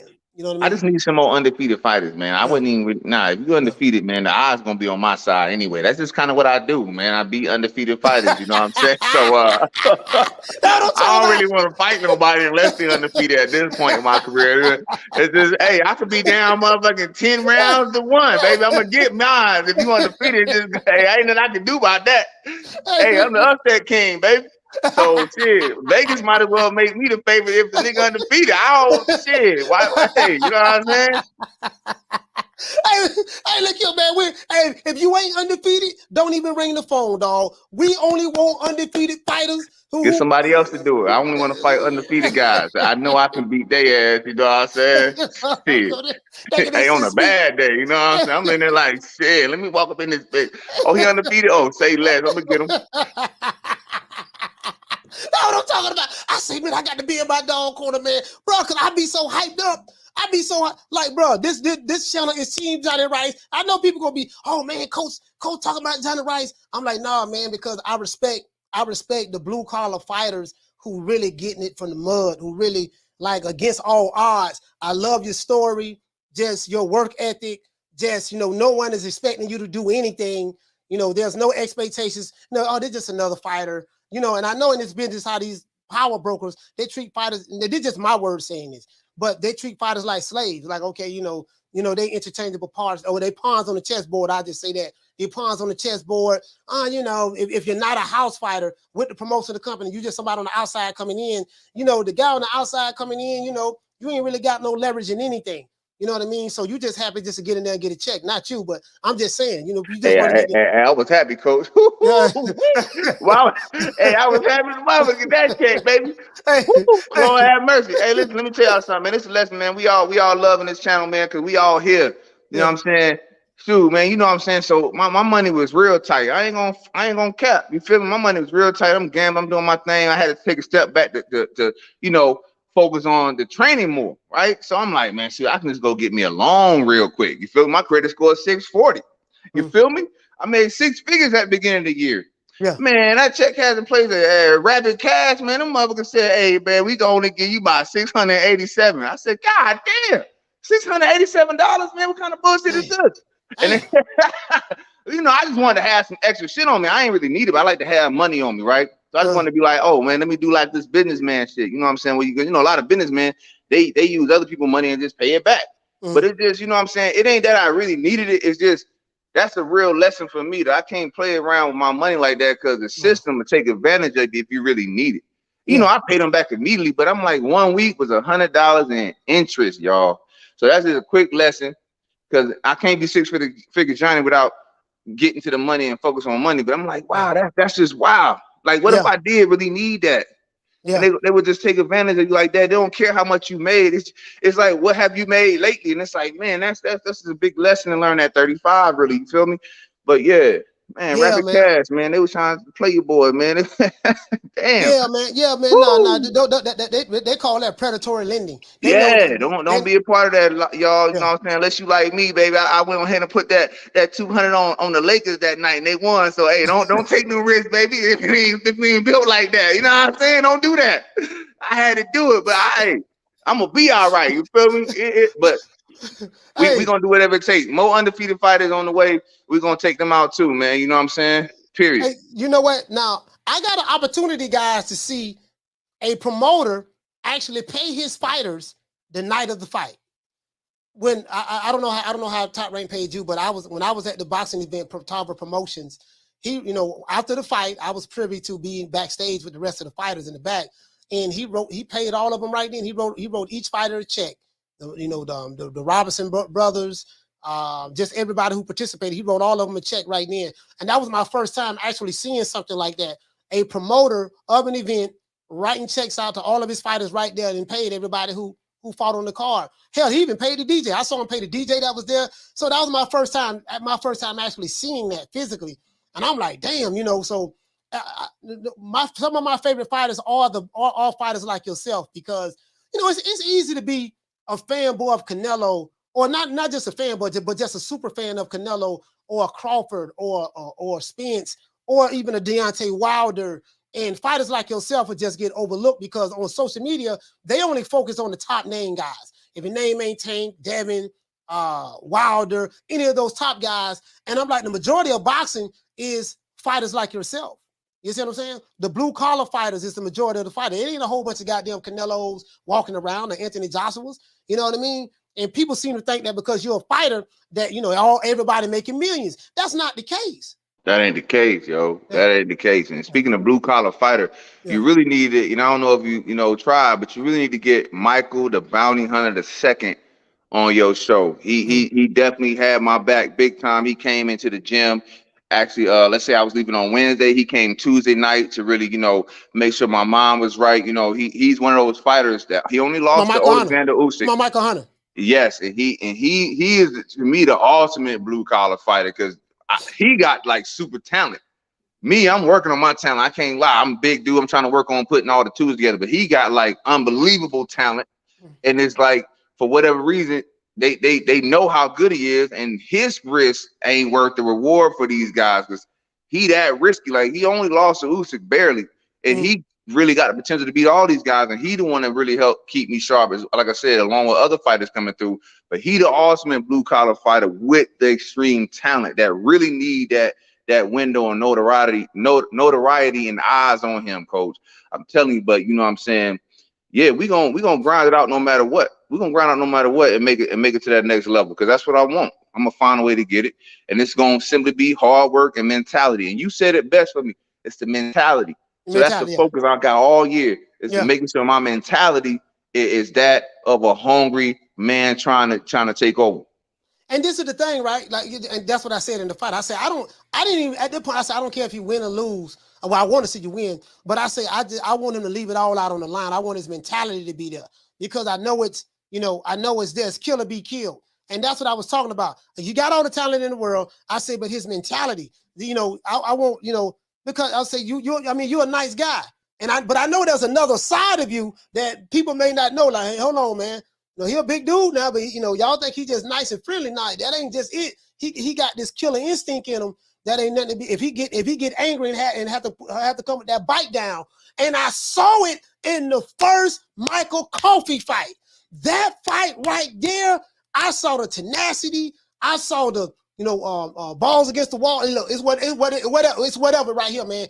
Coach, I ain't gonna lie, man. I was just fighting to get my girl back, man. She ain't take me back, so shit. Oh, for real? Yeah. For real? Oh, your girl broke you up? Yeah, it ain't even work, man. So we trying to get that mentality back too, man. Hey, if you see my contender shirt, it said I'm a lover and a fighter. Hey, so wait a minute. So third leg, Tyrone took your girl? How you lost it? Man, she just ain't want your boy no more, man. One of them things where, you know what I'm saying, when a woman's fed up, you know what I'm saying? And no matter how we Damn, big, dog. baby. God But it's damn, cool. It's dog. all love. That's in the past. You know what I'm saying? Hey, Yeah. I'm married now. I can't lose, man. The whole village behind me, baby. You know what I'm saying? I was like, man, shit. At the end of the day, that's what I said, 8, 9, and 10, man. Her daddy watching this fight in Africa. Boy, I better beat this motherfucker ass for real. Hey, I'm like, Shit. man. Oh, they was watching. Oh, your wife was watching in Man, she was Ethiopia? watching, I think she was watching your channel. Because she said she was worried because she said the dude was saying I wasn't doing good. Yeah, I say, man, Jonnie losing the fight, man. I say, I got this fight. Listen, She was I had worried. you Listen lose. to you. I had you losing 6 rounds to 0. I said, man, Hey, he you out. was right. I was I just, said, you know what I'm saying? I'm like, man, shit, I'm going to get this mother. I'm going to get him because he ain't hitting me, and that ain't about to yeah. change. I I'm say, going to man, get him. I say, man, Jonnie, I say, this man, they gonna get this dude to fight. I say, man, I need Jonnie to turn it up. And next thing I know, boy, you threw that 2P, bap, bap, calling me split him, right? I said, okay, oh shit, he bleeding. And then I think was it the next round? That was the 7th round. I noticed you could tell his whole demeanor, his whole fighting style just changed. Because he was cautious. Yeah. I think you hit him in the eye with a jab or something like that. He was cautious of, because the eye got worse than when you initially hit him. I said, this shit looking like the Odo Wallin when Fury. But listen, go back and look at the Tyson Fury versus Odo Wallin. I gotta watch it. I gotta compare it. There's no way in the hell that fight should have kept going. If they're gonna stop the fight between you and Guido, they definitely should have stopped that fight with Wilder. I mean with Fury and Odo Wallin. But they let it continue. We got to get a comparison of the cuts, man. No one never. I've heard people talk about that fight, but I've never seen a comparison of the cuts. You see what I'm saying? Yeah. We got to get a comparison of the cuts. We know Tyson Fury had to have stitches and all that. Yeah. We got to get a comparison of, you know, how big it was, what round it was. We need you to do that for the people. Tell people what's going on. Hey, Johnny, look here, man. You reminded me of a story back when I was in the 8th grade. I had a tenderoni, man. She broke up with me 2 weeks before the prom. And just like you said, your girl didn't want you no more. It was a dude named Ed, right? And you know I ain't but 5'6", so Ed was Ed about 6'1", right? So Ed had so my girl, this like 2 weeks before the prom. She's in the 9th grade, I'm in the 8th grade. And, you know, she was going to take me to the prom. I used to hold her books between class, walk her to class, walk her to the locker room, you know, and I ain't had none of that time. I was still a virgin. And then one day I'm sitting in the hallway waiting on my girl, right? Doggone Ed walking by with my girl. He got my girl arm. My girl, her name was Ayana. He got her arm. They lock arm to arm, right? In one arm. And in the other arm, he holding my girl books. And he walking by me looking like, yeah, little nigga, I took your bitch. That's how he walking, right? That's a look he giving me, right? I'm sitting there, Johnny. I'm sitting there like this. I'm like, my mouth half open. I'm looking in the gaze, right? She ain't even looking at me. So, damn, coach. Hey, check this out. The bell rung, right? So he don't walk my girl. He holding my girl books, walked to the class. The bell rung. I had to ran upstairs, went in the classroom, right? I'm like, God, I'm in my social studies class. I said, God damn, man, my girl, what the fuck going on? You know, I don't know what I'm confused. I'm like 2 weeks for the prom. The bell rung, right? To let the class out. I run downstairs to meet at the locker room. I said, so she coming up to get her books up in the locker. I said, Yana, what's up, baby? What's going on? Why you walking with Ed? Guess what she told me? Hey, I need to hear it. What? She say, I just don't want you no more. Lord have mercy. 1988. Lord have mercy. 1988. She said, I just don't want you no more. Then she opened the locker, got her books, and guess who was walking by? Ed. She gave Ed her books. She locked her arms around his. Ed looked at me like, yeah, nigga. You know, and right, they walked off, dog. Bro, after that, I said, bro, I would never be in a situation like that again. I stepped my game up. I went to the streets. I started hustling. I came back the 9th grade year. I had all the fresh clothes, the Filas, I had the Reeboks. I had the Buffalino. This was style back then. The Bucks, corduroys, silk shirts. I had all the MCM outfits, Gucci outfits. Nigga, I had everything. But I said, I ain't going out like that no more. But I ain't been, hey, Hey, boy, I've been on top of my game ever since. You got to turn to the hustle. Hey, you got to turn to the hustle. That's gonna always love the game. The game gonna always love you, man. Hey, coach. At least you kept it classy. You ain't getting on games until you kept it classy. You said, hey, you don't want me? It's cool. I'm gonna keep it classy and get on some hustle shit. The game gonna always love you. Hey, boy, I was hurt, boy. Yeah, you got to use that pain for progression. That's what I tell myself every day. I was lifting weights last night till 3 a.m. I say, man, I got to use this pain right here for progression. This ain't it, baby. This ain't it. Johnny said your girl had no broke up with you. And Michael Coffey, but he came at the right goddamn time. Look, dog, I had to get somebody up out of there for real. Look, so I'm gonna get her back, baby. I'm gonna get her back. Nah, that shit ain't work, man. Shit, we got a couple stacks, but I ain't get her back. I'm cool. Hey, my Tenderoni, I had a Tenderoni. She left me. She left me for third leg. Tyrone say she ain't want me no more. They don't brought Michael Coffey up here. They thinking it's sweet because I was 13-6 at the time. They thinking it's sweet, not knowing my girl just had left me for somebody else. I'm finna put these paws on, buddy. Boy, listen, if you would have caught me any other night, you might have would have had a chance. But tonight, I'm finna beat the brakes off of you. But you beat Michael Coffey, boy. That was like, I would say, God damn, boy. Now I know why you beat him. Now I know why you beat him. We trying to get back into it. Like I said, I got a lot of pressure on me now. Now I got a lot of pressure. Shit, I got all Africa on me now. I got too much pressure. Shit, I said, God damn, man. Hey, look here, man. Hey, when you think you gonna get back in the ring? What you trying to work on? I'm doing my best. Obviously, you know what I'm saying. I always try to, even in the past, I mentioned, I try to gauge my fights kind of around Devin Haney's fights. You feel me? And he's fighting Lomachenko, and y'all gonna watch him destroy Lomachenko. Yeah. If you don't think he's gonna destroy Lomachenko, you ain't really studying, because shoot, he gonna destroy that man. He bigger and he faster and he's stronger than Lomachenko, so he gonna destroy him off that. And then that's May 20th. You see what I'm saying? So me, in my head, I'm trying to be super ready by May 20th. That's all I got to go on. And who knows? As you can see, when I first beat Michael Coffey the first time, boom, I won. Fought him again January 1st. Boom, I won that. I'm thinking, oh yeah, I'm gonna fight again very soon. It's gonna be all love. I'm gonna fight again soon. Devin Haney had fought in that July thing. I'm like, I'm gonna fight right after this soon. It just didn't happen. I just never fought. We don't know. But when they call me for them undefeated fighters, man. Stop playing with me. we need them upcoming prospects who y'all think gonna be up and coming or old, whatever you need. You know what I'm saying? Call me, man. As long as they got that baby, just call me, baby. And you know what though? I'm all jokes aside, I would love to see you in the ring fight Luis Ortiz. I think he right for he's not undefeated, coach. He's not undefeated. But still, but that's a name though. I need them undefeated, baby. Who undefeated from that class? Who undefeated from that class? Okay, I tell you what. Okay, this is one fighter. He not undefeated. He only had one loss. What about Trevor Bryan? Well, I need them undefeated, coach. I need them undefeated. Hey, who undefeated from that class? Tyson Fury undefeated? Is Tyson Fury undefeated? Yeah, Tyson Fury undefeated. I need that. Is Usyk undefeated? Yeah, Usyk undefeated. Yeah, I need that. Who undefeated? I need that. Hey, look. I just beat undefeated guys. I don't know what it is. I beat undefeated guys. I don't know what you want me to do. Hey, tell Tyson Fury. Hey, Halim, tell Tyson Fury to stop ducking my dog Johnny Rice. Stop ducking Johnny Rice. You know what I mean? We want all the smoke. Tell him to stop ducking. You know what I mean? We know he the A side. We ain't, we ain't tripping. You know what I mean? Maybe we can get a 7-figure payday or at least a high 6-figure payday somewhere up in there, man. But tell Tyson Fury to stop ducking. He want to fight Usyk. He want to fight everybody but Johnny Rice. Tell him to stop ducking. We want all that smoke there.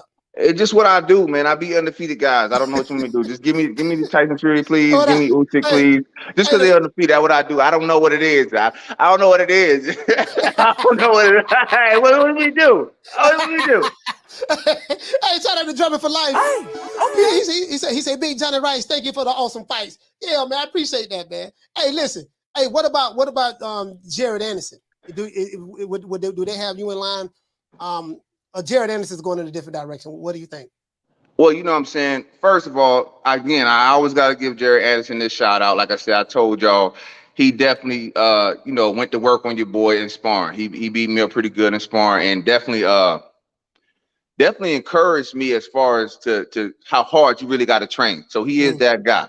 But at the end of the day, all that's out the window when you got to sign that contract and get in the ring. I can't be a man and duck anybody, especially if I'm over here calling myself the undefeated killer. You know what I'm saying? But I still got to give him his props and my gratitude.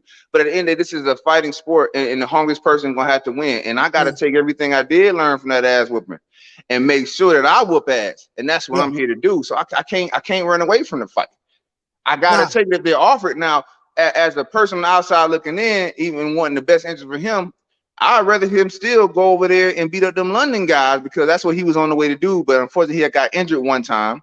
So let him go and beat them London guys up too. We know we could be America versus the other people. We could always do that. You know what I'm saying? We want to put our Americans against each other, man. That kind of takes away. Or we can all go as Americans over there and beat up some of them UK guys. That's what I prefer to see.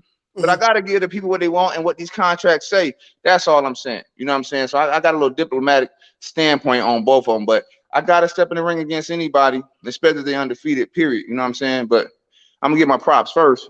Yeah, absolutely. You're gonna be able to and the phone call can come from anywhere. It can come from PBC side. It can come from Top Rank side. Hell, maybe it can come from a Matchroom side or Queensberry. Who knows? Just keep your ear to the ground just to hear what's going on. You told me how you got this last fight. You were just in the gym sparring. And I was just in the gym. Yeah, you weren't in the gym. I was just in the gym, like you said. Yeah, you were just in the gym sparring. I was in there. When FA Jabbar fighter had to pull out. Right? Yep, that's exactly what happened. I was already sparring Effie. Yeah. And that boy hit hard in the motherfucker. So I had to respect Guido the same as I did with Effie in the sparring. Like I said, even though you go and I'm like, man, shoot, Guido don't hit no hard as Effie. No, damn near nobody do. But I can't have that approach, because that sets you up for failure. You gotta have the approach. You gotta respect the game and your preparation. And yeah, I was ready. The ring rust did play a little part, but it's mainly the mentality that I had to kept telling myself. Have that mentality. Outthink this guy. See what's going on. Stay calm. Like I said, dude ain't doing nothing. He ain't doing nothing. Win a few rounds on activity. We're gonna shut all that down soon. You feel me? So the being in the ring with these guys, like I said, Jerry Anderson sparred him during that whole year twice. Tony Yoka. So I'm working with some of the best out there. Effie, the Cubans. We in there, man. You know what I'm saying? So we got it done. You feel me? But now we know that we can't move forward without that serious work ethic and correct mentality to take us to that next level. Or I will get beat up by Jerry Anderson in a fight. Or I will get beat up by Effie or even Big Shot. So we can't take that mentality that we got the dub this time. It ain't enough. That win was not enough. So walking away from the ring, happy I won, I knew it wasn't enough to keep winning. So that's my thing. You're going to see me take us to that next level, period. Jonnie, man, brother, I thank you so much, man. I'm so happy, boy. I was so happy. I was like, man, my dog won. I feel good. They tried to get him, but at the end of the day, they did rectify the situation. I'm so happy for you. So next month, you're going to see your lovely mother next month. You said your mother lives in South Carolina? I'm seeing my mother next weekend. Yeah, she's in South Carolina. All right, so you're going to see your mother, and then when are you going to Africa to see your wife? Like February 18th and 19th, because my birthday 2/22. So I'm gonna pick her up in Ethiopia and we're gonna shoot to Dubai, spin up that cheese. So hey, y'all better call me, because man, you know me, baby. Hey, my money don't last that long, baby. My right hand strong, so just call me, because I'm gonna need it, man. Oh man, you gonna blow all the money? Man, I'm about to, hey, I had ran through that 100K for real. That 100K was gone, but it lasted a year though. You know what I'm saying? But now I'm talking about your next check. Like the check. Oh, the next check is set aside. Basically, I got part of it in savings to get the new house for when my wife get here. Hopefully I'll fight before then, because she don't come till like the fall. But if I don't fight, that money's aside for me to cop the crib, 3% down. You feel me? First time home buyer.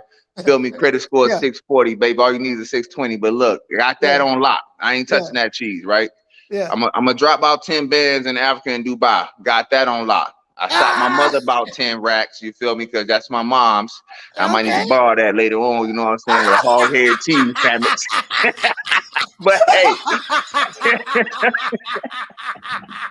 but I sent that to her. You feel me? And I got a nice little stack of cheese just sitting over in one of them Chase bank accounts that I'm just gonna live off of for a little bit and train off of. Get some new LeBron James sneakers. Give me some, maybe about 2 or 3 pairs of them LeBron James sneakers. You know what I'm saying? So yeah, we good. We good right now. We eating right here. That's funny, bro.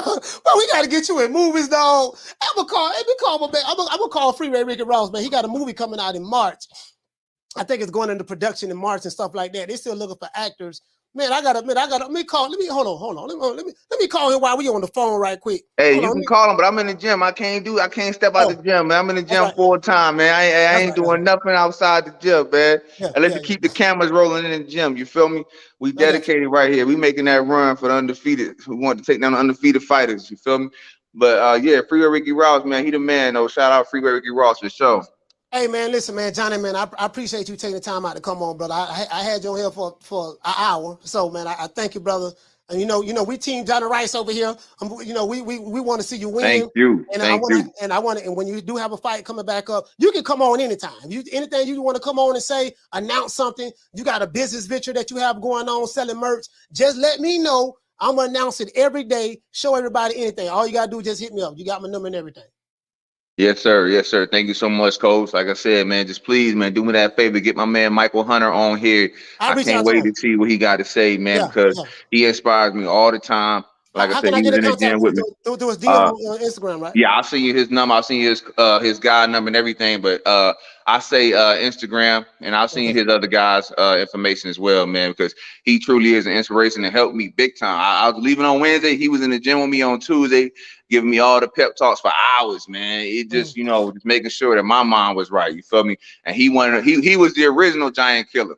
So that's why I personally, as a fan of boxing, would rather see Jared Anderson and Michael Hunter fight, because I've been in the ring with both of them, and it's certain guys you actually learn from. And I could say I've learned from Jared immediately. I've learned from Michael Hunter immediately. When we get in there with someone like Effie, it's like, okay, you better be applying what you learned, or he's gonna beat the shit out of you. That's kind of like when the way I can really dictate how the sparring go. You learn from Jared, but he's gonna beat you up too. You learn from Michael Hunter, he's gonna beat you up. You might not really learn of him, Effie, but if you don't apply, he's gonna beat you up. And you definitely learn that jab, because that's one thing he win in fights on jabs, man, for real. He hit you with the jab so much, you waiting for the right hand. The right hand don't come, you just losing rounds with the jab. Then the right hand might finally come, and he still might miss you. But then that jab coming right back. Effie Jogba remind me so much of Deontay Wilder. He do, but Deontay's still a little bit more effective with his right hand. But Effie got the better jab. I can say that. But Deontay still got the better right hand. He definitely got the better jab. But what I mean by, I guess because they're almost about the same height, they're built alike for the most part. There's similarities, but you're right. F.A. Jogba definitely has the better jab than Wilder. Wilder don't really use his jab no more like he used to when he was early in his career. And he flicked that nose though. Yeah. He flicked that nose. He touched that nose real quick, you in trouble. He throw it out there. Okay, I got the nose, and then he dropped that MC Hammer from Alabama, boy. Ooh, you in trouble. Yeah, for sure. Hey, Johnny Rice, salute, fam, man. Much love to you, man. We love you over here, man. And thank you for stopping by, bro. I'm gonna give you love y'all too. Thank you so much for love and support, Coach. I'm gonna keep watching that live fight party, baby. Every time I need some inspiration, man. I promise you, I am. Man, shout out to Johnny Rice, man. Salute, man. Much love to my brother. I'm gonna reach out to Michael Coffee too. Michael Hunter. Oh yeah, Michael Hunter. Yeah, sorry about that. I got it written down. Michael Hunter. Yes, sir. Shout out to Johnny Rice, man. Yeah, man. Hey, yeah, you know what, man? We got to get Johnny Rice back on here more often, man. Johnny Rice lost his girl. I lost my girl. Hey, but don't say, hey, shout out to Teach. Teach, what's going on, fam? Johnny Rice said his girl left him. She ain't want him no more.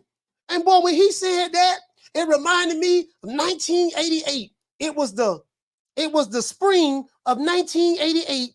My girl Ayana broke up with me 2 weeks before the prom. Told me she ain't want me no more. Nigga had no took my girl, holding my girl books, walking to the class, the things that I used to do. Hey, shout out to Lou. Lou, what's going on, fam? What's going on, Lou? Hey, Lou, Yeah, man. So Johnny Rice, doggone Johnny had no love. He had no love his girl. Hey, motherfucker, Michael Coffin walked up in there. Michael Coffin walked up in there. He ran up on my dog on the wrong night. His girl just broke up with him too. She told him she didn't want him no more. And he was fighting for love.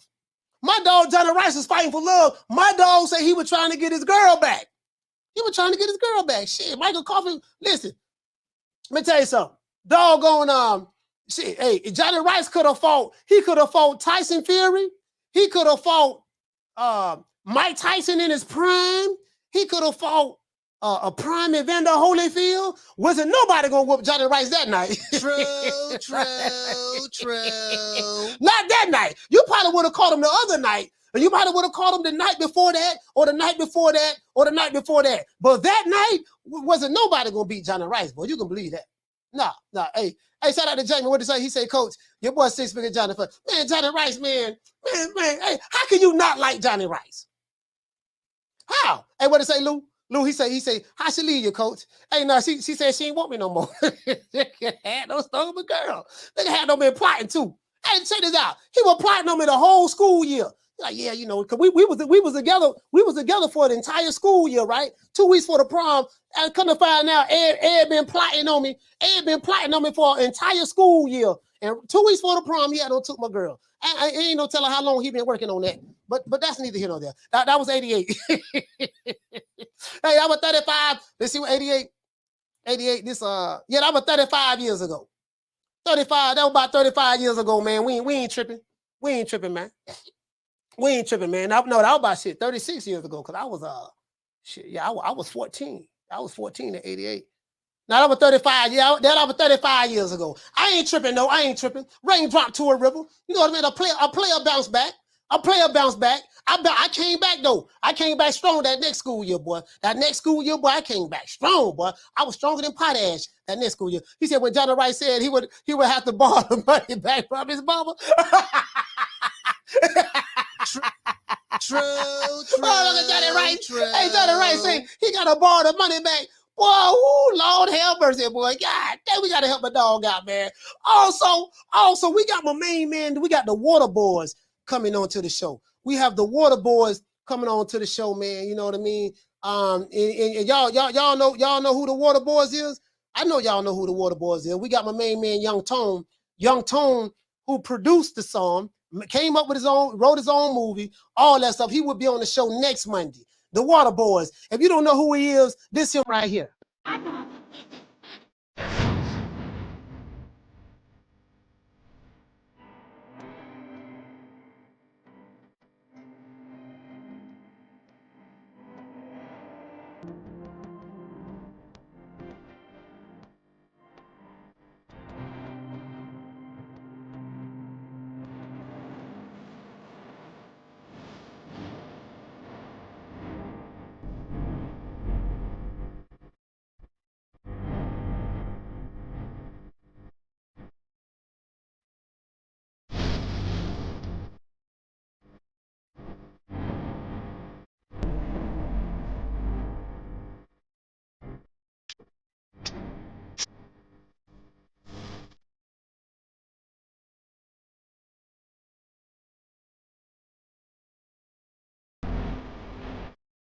Yeah, we're gonna have Tone on. We definitely gonna have Young Tone on here, man. The Water Boys, they're gonna be on here Monday, man. They got the movie out with Lil Boosie. He's a producer, songwriter, shoot his own videos, produce his own independent movies. This dude is phenomenal. And I have to have him on this show. Ain't no way in hell I ain't letting him go. Cause guess what? He's a young brother. He's in his 30s. He's in his early 30s. So this will give a lot of people inspiration. Now, this ain't got nothing to do with boxing, but I'm gonna have the brother on anyways. His story is phenomenal. And I always want to support a lot of the positive things that's going on, because we see so much negative stuff going on with our youth that we don't really see the positive things that a lot of them are doing. So I just wanted to show that other side as well. You know what I mean? Let's get 6-figure Johnny and everybody in the chat a round of applause.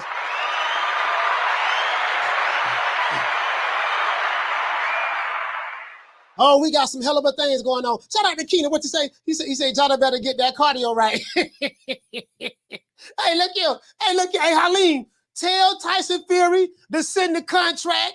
6-figure Johnny.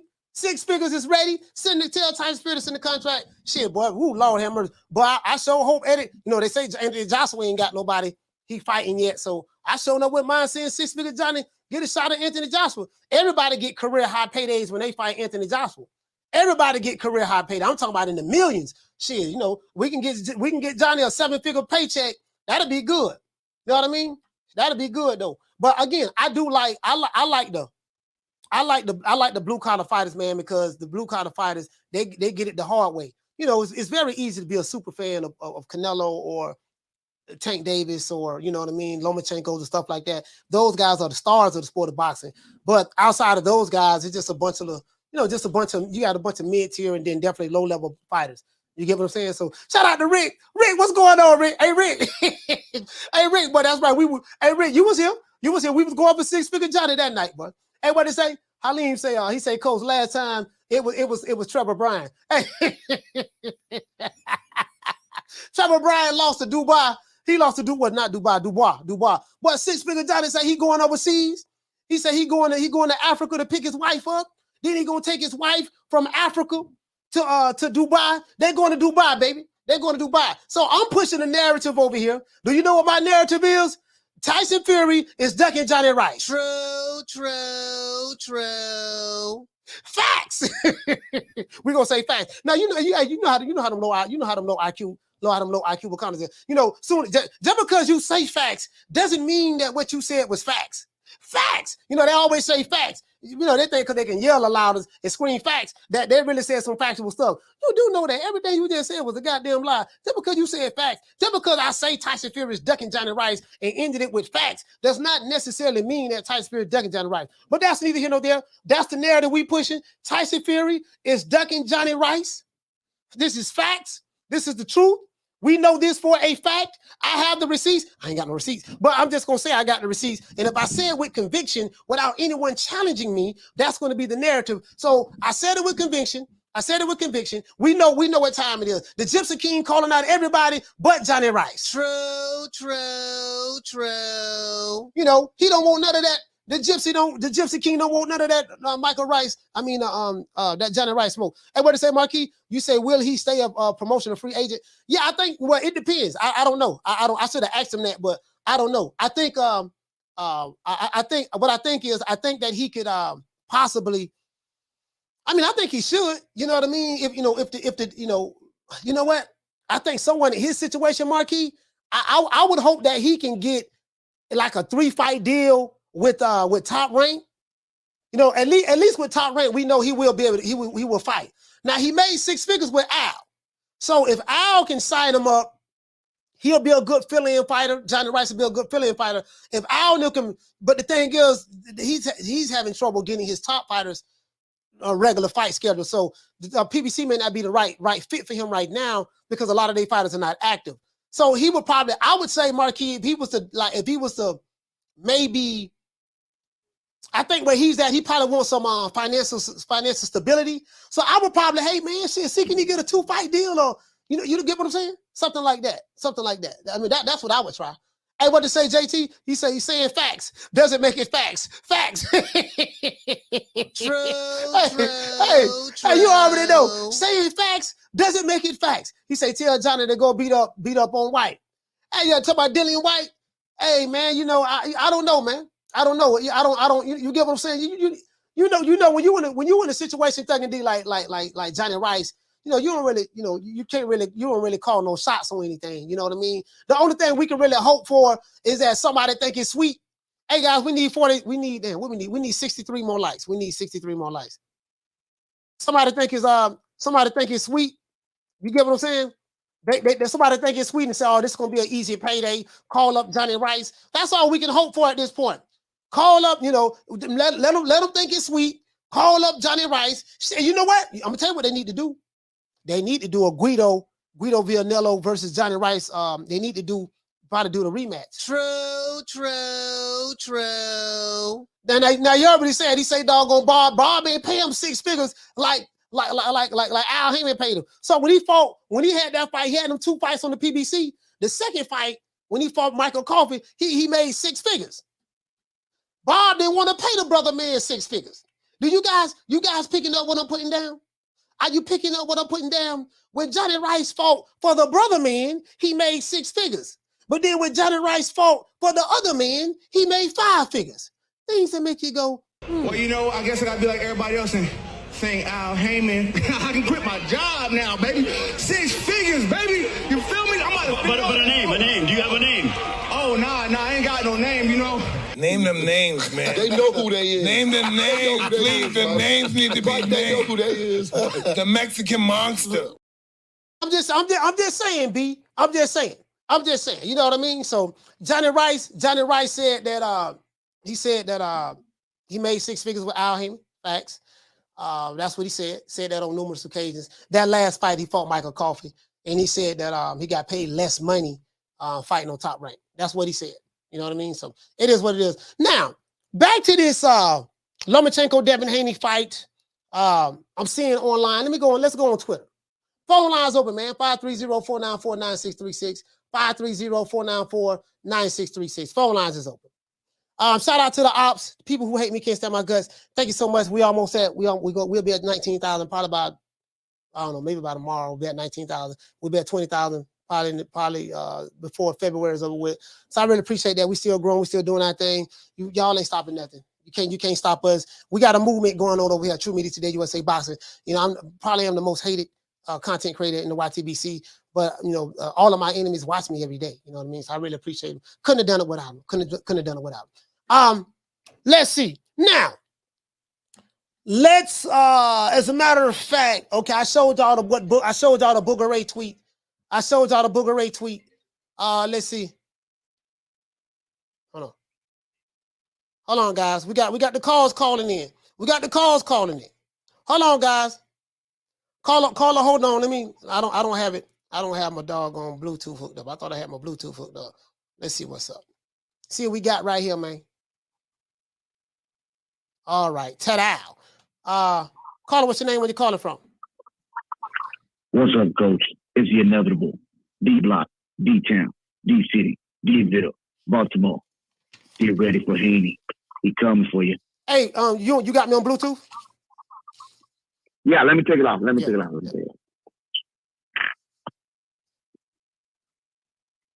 Can you hear me, coach? Yeah, hold on. Yeah. Yes, sir, I can hear you. What's up, coach? You doing good today? Yeah, we're doing good, man. We had six figure Jonnie on. We had my dog 6 figure Jonnie on, man. Yeah, man. I saw that. That's what I'm talking about, man. You know, I want to take out Heyman. You know, I gotta quit my job. Did he really quit his job? Yeah, he quit his job for real. He was working at a strip club. He was working at Sapphire's Gentlemen's Club. That's what he was working at. He was security. And when he got that 6 figure check from Al Heyman, he was so thankful and grateful, man. He said, first of all, I got to be like everybody else saying, thank Al Heyman. hey, listen, he wasn't wrong though, boy. But Al came through, boy. Al came through for 6 figure Jonnie, man. So okay, I'm hoping maybe Al Heyman can come through for him again. As soon as he probably get a schedule, or even a Bob Arum, maybe somebody, or just anybody. You know what I mean? He's a free agent, so you know, hopefully he can, you know. Yeah, hey, you never know, man. I mean, if he does good, he could probably fight AJ. Yeah. and then he's gonna thank Matchroom. I want to thank Matchroom. First of all, I gotta be like everybody else and thank Anthony Joshua. Hey, he probably be like, nah, but we talking about Lomachenko and Haney, right, coach? Yeah, Lomachenko and Devin Haney, man. So it appears, I don't know how true this is yet, but I'm finna go to Top Rank site, just saying that, hey, we do know that. Now we know we got Beterbiev and Yard fighting this weekend, but Lomachenko and Devin Haney, I'm seeing that the fight, they have a date penciled in for May the 20th. So, okay.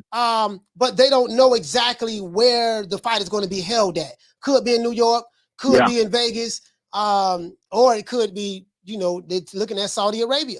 And I'm like, well, shoot, if Devin Haney and Lomachenko get some of that Arab money, shit, I think that'd be good. That'd be real good, especially if they put on a good show, a good fight. So, you know, I'm all for the fighters getting paid. I ain't tripping on that. You know, fighters putting their life on the line. Yeah.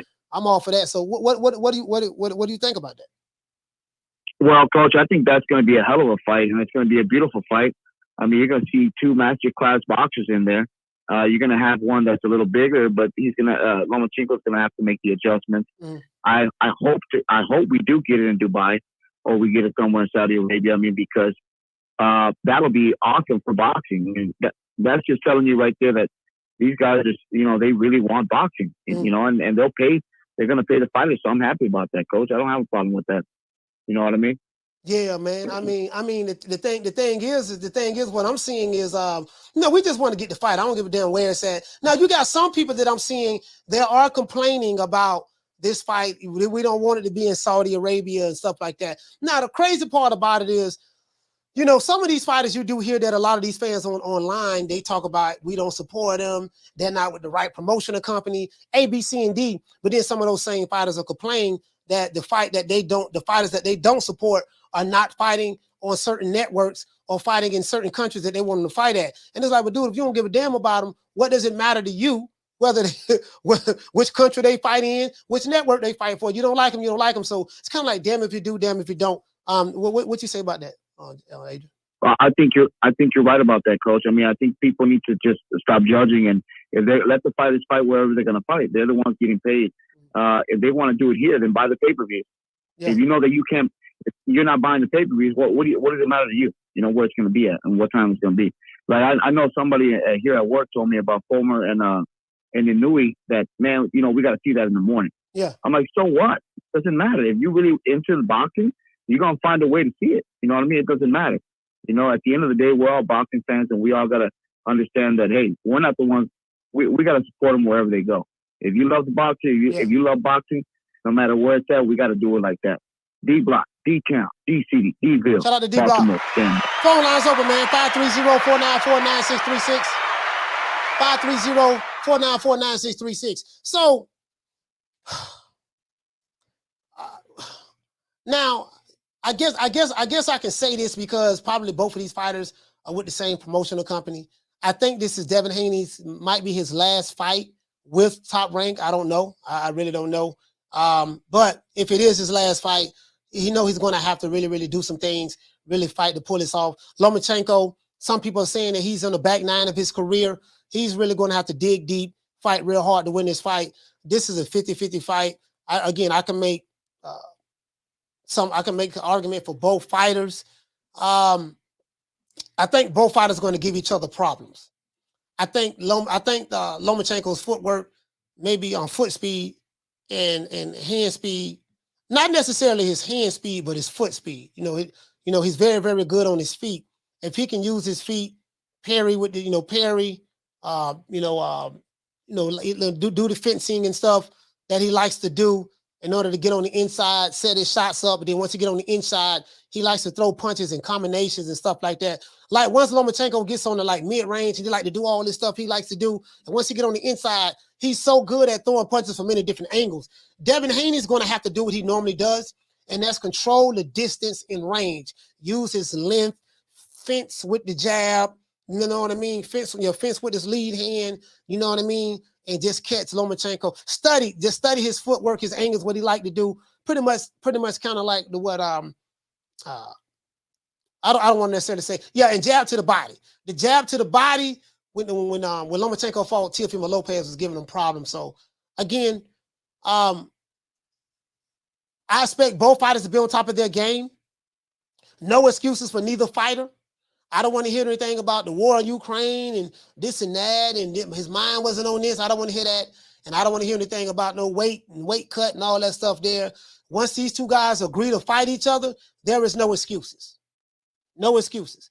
Even though there might be legitimate excuses, but at this point in the game, you don't want to hear that. You see what I'm saying? So that's the way I look at it. May the best man win. But I'm like, shit, bro, they go over there and get some of that Arab money, boy. That says a lot. Because there's not too many fighters in America that's getting that kind of money. That's getting you get what I'm saying? The doggone Arab money. Nobody that I know of. I know Joshua's getting it. We know Usyk and Usyk is getting it. Tyson Fury and Usyk, if he fights Usyk in Saudi Arabia, they'll get it. But how many American fighters that's over here that's over there? I'm saying the top guys. getting the big money. It doesn't seem like that to me. You see what I'm saying? So, and the Saudis seem like they really, really want to be big ball players in boxing.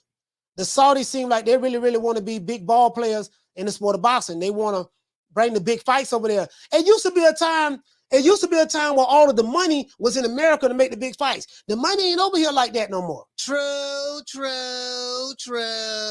The money ain't over here like that no more. You got again, the Arabs got the Arabs got the oil money. The Middle East, they got the oil money, right?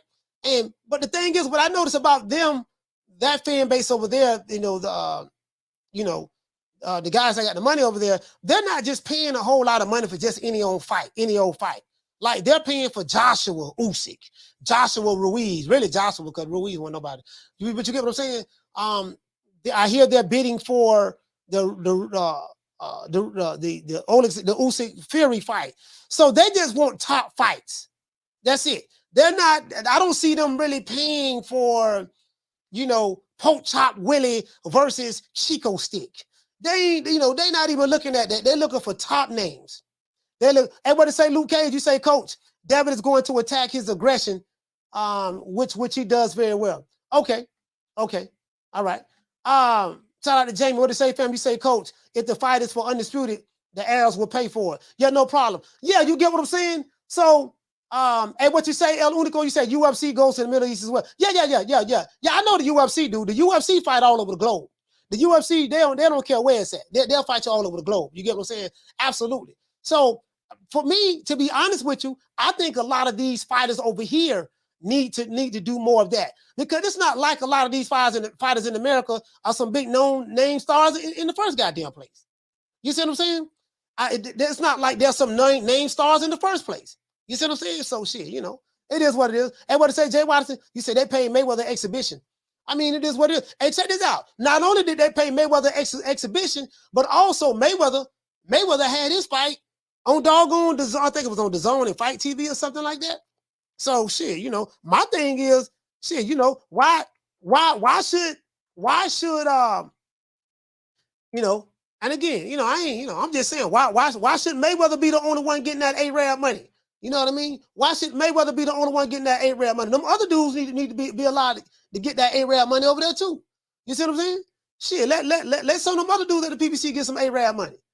You know what I mean? Why Floyd got to be the only one to get it? That's all I'm saying.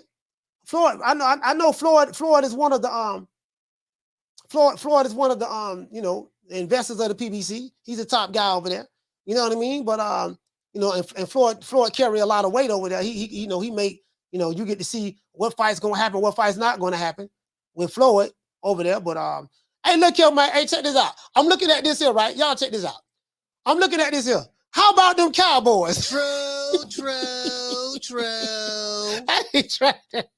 I ain't trying to be funny. But boy, damn boy, woo, Lord have mercy, boy. Boy, boxing could be like this. Look at this brother right here, bro. This brother right here. Oh, Lord have mercy. He punched the TV last. Oh, he punched the TV and threw. Oh, God. Dang, boy, Lord have mercy. Boy, this don't make no doggone sense, boy. Whoa, them Cowboy fans. What's wrong with them Cowboy fans, man? What's going on? Why they tearing TVs up? Hold on, we got one more right there. Here go another. Here go the Cowboy man. He go, hey, there you go. There you go. There you go, Cowboy. Oh, there you go. You get it. That's a Cowboy. There you go. There you go, them Cowboys. There go them Cowboys. There you go. There you go. Oh, Lord, there go them Cowboys. There you go, boy. There you go. Oh, boy, goddamn, boy. Boy, I'm just saying, somebody sent me that.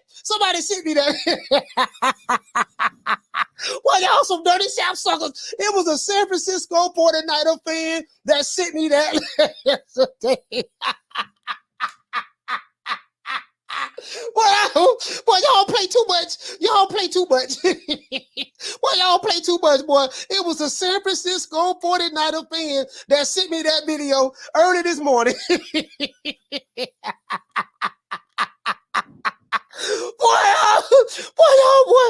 y'all need to cut it out. Boy, y'all need to cut it out, boy. That's so wrong. That is so wrong. That's all I'm saying, man. You know, they jigging in the Big D. They jigging over there in Texas, man. They jigging over there, man. It is what it is, man. They jigging over there, man. You know, that's all I'm saying. That was wrong. Whoever did that, I ain't gonna say their names. They in the chat right now. They in the chat right now. I ain't gonna say no names, but whoever did that was wrong. I think that was a Dallas Cowboy mascot. I think he was a part of the cheerleading team. So that was a Dallas Cowboy mascot. Hey, shout out to World Comeback Sports. Hey, okay. We're talking that half of bam, double your boy. Super chat received. But they getting it, boy. They over there, but he was getting it. Now that was before the fight. That was before the game. After the game, you saw the dude tear the TV up, so you ought to know what time that was. Shout out to man World Comeback Sports, man, for dropping that half of bam, dub on your boy. Hey man, look here, man. Hey, look here. Now enough of that. Boy, y'all some dirty South suckers, boy. Y'all dirty, dog. What's my name? My name is nobody, and I don't live nowhere, and I don't know nothing. I don't know because I know that you gon' tell God on Jesus, kisses Judas, silver pieces, monkeys acting in the monkey show. Gangsta monster killer, silverback. Where is your rap sheet? And that you never explains, moving fast, thinking slow. Dummy clown, silly Billy, need a hug, thugs on drugs, monkeys acting in the monkey show. All I'm saying, man, we got some good fights coming up. I don't know, you know. Again, I just want to see this fight, dog, between Lomachenko and Devin Haney, because we need to put all this stuff to rest. All this stuff needs to be put to rest. I need to find out who's who. Somebody fan base gonna be quiet. Somebody fan base gonna get bragging rights, because that's all it's gonna be. And then we're gonna move on to the next goddamn fight. I'm looking forward to a lot of good fights happening this year. Tony Harrison and Tim Tszyu supposed to be fighting each other. You get what I'm saying? So that's good. I don't know when Jamel Tyler's going to come back to ring and box again, since he quote unquote has a broke hand. So if Tony Harrison can pull this off, which I like Tony Harrison a lot, he's a phenomenal boxer. There's only three things that people criticize him for. They criticize him for not having a chin. They criticize him for gassing out, not having no stamina in the late rounds, and they criticize him for not having any punching power. So those are the three things. And if he can overcome those deficiencies or maybe the lack thereof, and just put on another boxing clinic the way he did in his last fight, it's a possibility he can pull this fight off. But they're gonna, but Tim Tszyu and Tony Harrison, they're fighting in Australia. That fight would be in Australia, so it is what it is. He got to make it do what it do. He really gonna have to put it in. We do have Anthony Yard fighting Beterbiev this weekend. You know, a lot of people thinking that Beterbiev, he's too old right now. Beterbiev is too old. You know, he's 37 years old right now. He's slowing down. I think Anthony Yard is like 31. So and Anthony Yard is a big guy as well.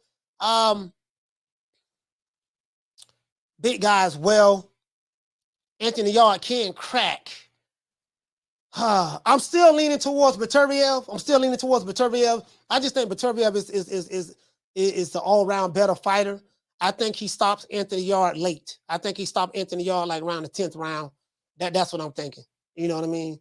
If I was to pick, which I think it's gonna be like around the 10th round, they're gonna be dropping bombs. Anthony Yard chance to win this fight, he's gonna have to try to get Beterbiev out of there early. Maybe 6 rounds on down, try to get him out of there early. I think once the fight go late, and that's just how I'm seeing it in my mind, how the fight playing out. You know what I mean? So, but who knows? Maybe Anthony Yard can catch him, because Anthony Yard does have some punching power now. Maybe Anthony Yard can catch him. You know what I mean? But I think Anthony Yard is going to have to win within the first 6 rounds. I think once you get past 6 rounds, you know, it is what it is. You say Bivol calls a Canelo as an anchor. You say Bivol uses Canelo as an anchor to drop down to 168 to avoid Beterbiev at this point. Well, I don't get what you're saying. What you saying? You saying Bivol is moving down to 168? I don't know about that. I don't know if he's doing that to avoid Beterbiev. I don't know about that, man. You got to look at the Beterbiev being with Top Rank as a factor as well. I don't even know if Bob Arum want to make that fight you know, as well. So I don't know.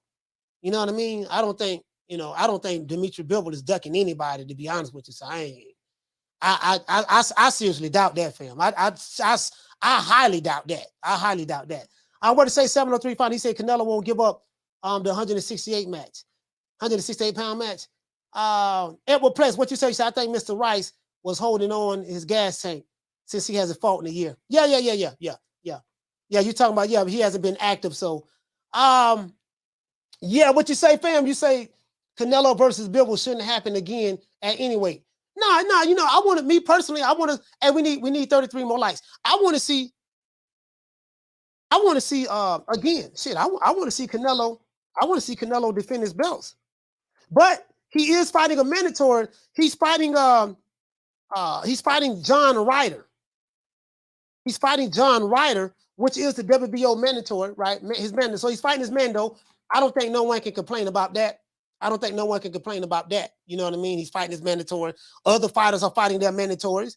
You get what I'm saying? It is what it is. And you have fighters who have the opportunity to be the mandatory, to have #1 spots, and they're leaving those spots. I see. So you do see that as well. So that's all I'm saying. I'm like, man, listen, I ain't mad at no fighter for defending his belts against his mandatories. I'm not. I don't care who it is. You know, now some people may not like the mandatory, but the fact of the matter is that's what it is. Now, whoever's the winner out of, on the pivot a little bit, Caleb Plant, whoever's the winner out of Caleb Plant and Anthony Yard, Caleb Plant and David Benavidez, you get what I'm saying? Hopefully, we can get that fight. The WBC can mandate that fight. But I'm not going to lie to you. I don't think the WBC is going to mandate Canelo to do anything at the moment, because we see how the WBC moving. The WBC is moving crazy. Like, y'all see what's going on with the WBC. I think it's obvious at this point. And, rumors are that, okay, Errol Spence is not going to move back down to welterweight. He's going to stay at 154. Okay, if he stay at 154, then we're hearing rumors online. We don't, nothing confirmed that Jamel Charlo is going to move up. So they saying he ducked Tim Tszyu and faked the injury in order for, so he's really going to move up to 160, and then Jamal Charlo is going to move up to 168. I don't know if there's any validity to that. We know Jamal Charlo haven't fought since June, and by the time Jamel Charlo gets back in the ring, guys, it's going to be a year that he's been out of the ring. So he is the undisputed junior welterweight champion of the world. We definitely know that. Not junior welterweight, junior middleweight champion of the world. So hell, we got what? In men's boxing, we have three fighters that's undisputed: Canelo, Devin Haney, and Jamel Charlo. And then we had a new way. But New Way just moved up. So we had four, but a New Way moved up, which is a wonderful thing, man. This has been the last year. We got quite a few undisputed fighters became undisputed. What, 2000? Was that 2020? Yeah, 2022. Yeah, 2022 last year. Yeah, so you get what I'm saying? So we gonna see how everything play out. I don't know, man. This shit might play out that way. Whole lot of politics going on too. And what to say, Keenan? He said that's why it's hard to judge mandatories at the top 10. Them sanctioning bodies put guys in place that benefits whatever promotional company or network they in bed with. Hey, you know what, Keenan? Those are the facts. Like the rankings, like Blood Boxing say, the rankings are fixed. They put, hey, they can put me in there. They can put me in the rankings right now. You know what I mean? They can put me in the rankings right now, dog. You see what I'm saying? And it'll be the same old foolishness. You get what I'm saying? We the Charlo twins. We known for calling everybody out. Please call these people out. Listen, the whole world's looking at you. Call these people out, What's up? It's the Jamal the Hitman Charlo. Let's get it. Who want it? Name them names, man. They know who they is. Name them names, please. The names need to be named. They know who they is. The Mexican monster. Mexican monster. Nello. Yeah, man, you get what I'm saying? Hey, guys, we got to get the likes up. We need 30 more likes. We need 30 more likes, man. We need 30 more likes. Hey, but you get what I'm saying, though? So, bro, listen, man. A blind man looking for a squirrel in the dark can see what's going on. You see what I'm saying? Hold on, we need 30 more likes.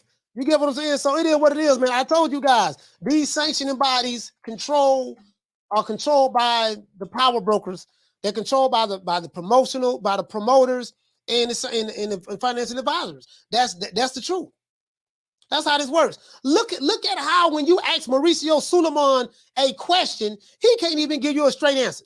When you talk to him, talking to Mauricio Sulaiman is like talking to a damn politician. Well, it's to the benefit of the WBC that, we wanted to see the best fights possible. And what we did was, in order to get the best fights made, we decided to create a fictitious belt out of nowhere in order to allow that fighter who's carrying the prestigious WBC belt, the world's greatest belt, universally recognized around the universe as the original belt, the best belt in the world. And all of our fighters take pride in fighting for the green and gold. You get what I'm saying? It's like, oh, goddamn, he coming to bullshit. So he can't never give you a straight answer. Listen to Stephen Espinosa. Listen to Stephen Espinosa. Listen to Mauricio Sulaiman, and listen to my dog Booger Ray Leonard. Ask them a question, and all three of them sound the same. They cannot give you no doggone straight answer. I'm sorry? 160 is my weight division. I want to unify. I want to get Golovkin in the ring. I want to bring him to Houston. You know what I'm saying? I want to get Canelo out here to Houston. If they really to come down to 160, this is my weight division. Hey, just watch any interview. Watch any interview with Stephen Espinosa. He be fidgeting when he be talking. Well, yes, see what it is. See, when we initially went into the deal with, again, like, if you think about it, like back in 2014, this is the way we did things, and we have always done things. There have been times that, fights haven't been made, contracts haven't been signed until the day of the fight. Like, again, example, Hector Garcia and Tank Davis, they didn't sign their contracts to the night of the fight. I'm like, what? What the fuck are you talking about? So I don't know why Crawford did this. I mean, because yes, he didn't get a contract, but contracts are something that's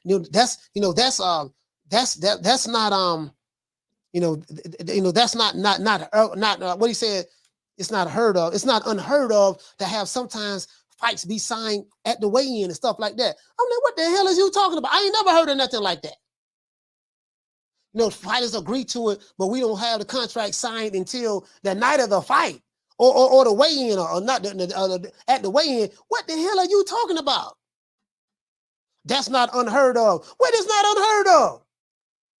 So, that's not unheard of, and fighters not getting guaranteed money, top fighters not getting guaranteed money that's not signed to us. That's not unheard of. We do that all the time. Yeah. I bet you do. I bet you do that all the time. Yeah, Mauricio. When I hear Mauricio Sulaiman talk, not Mauricio, I'm talking about not Mauricio Sulaiman.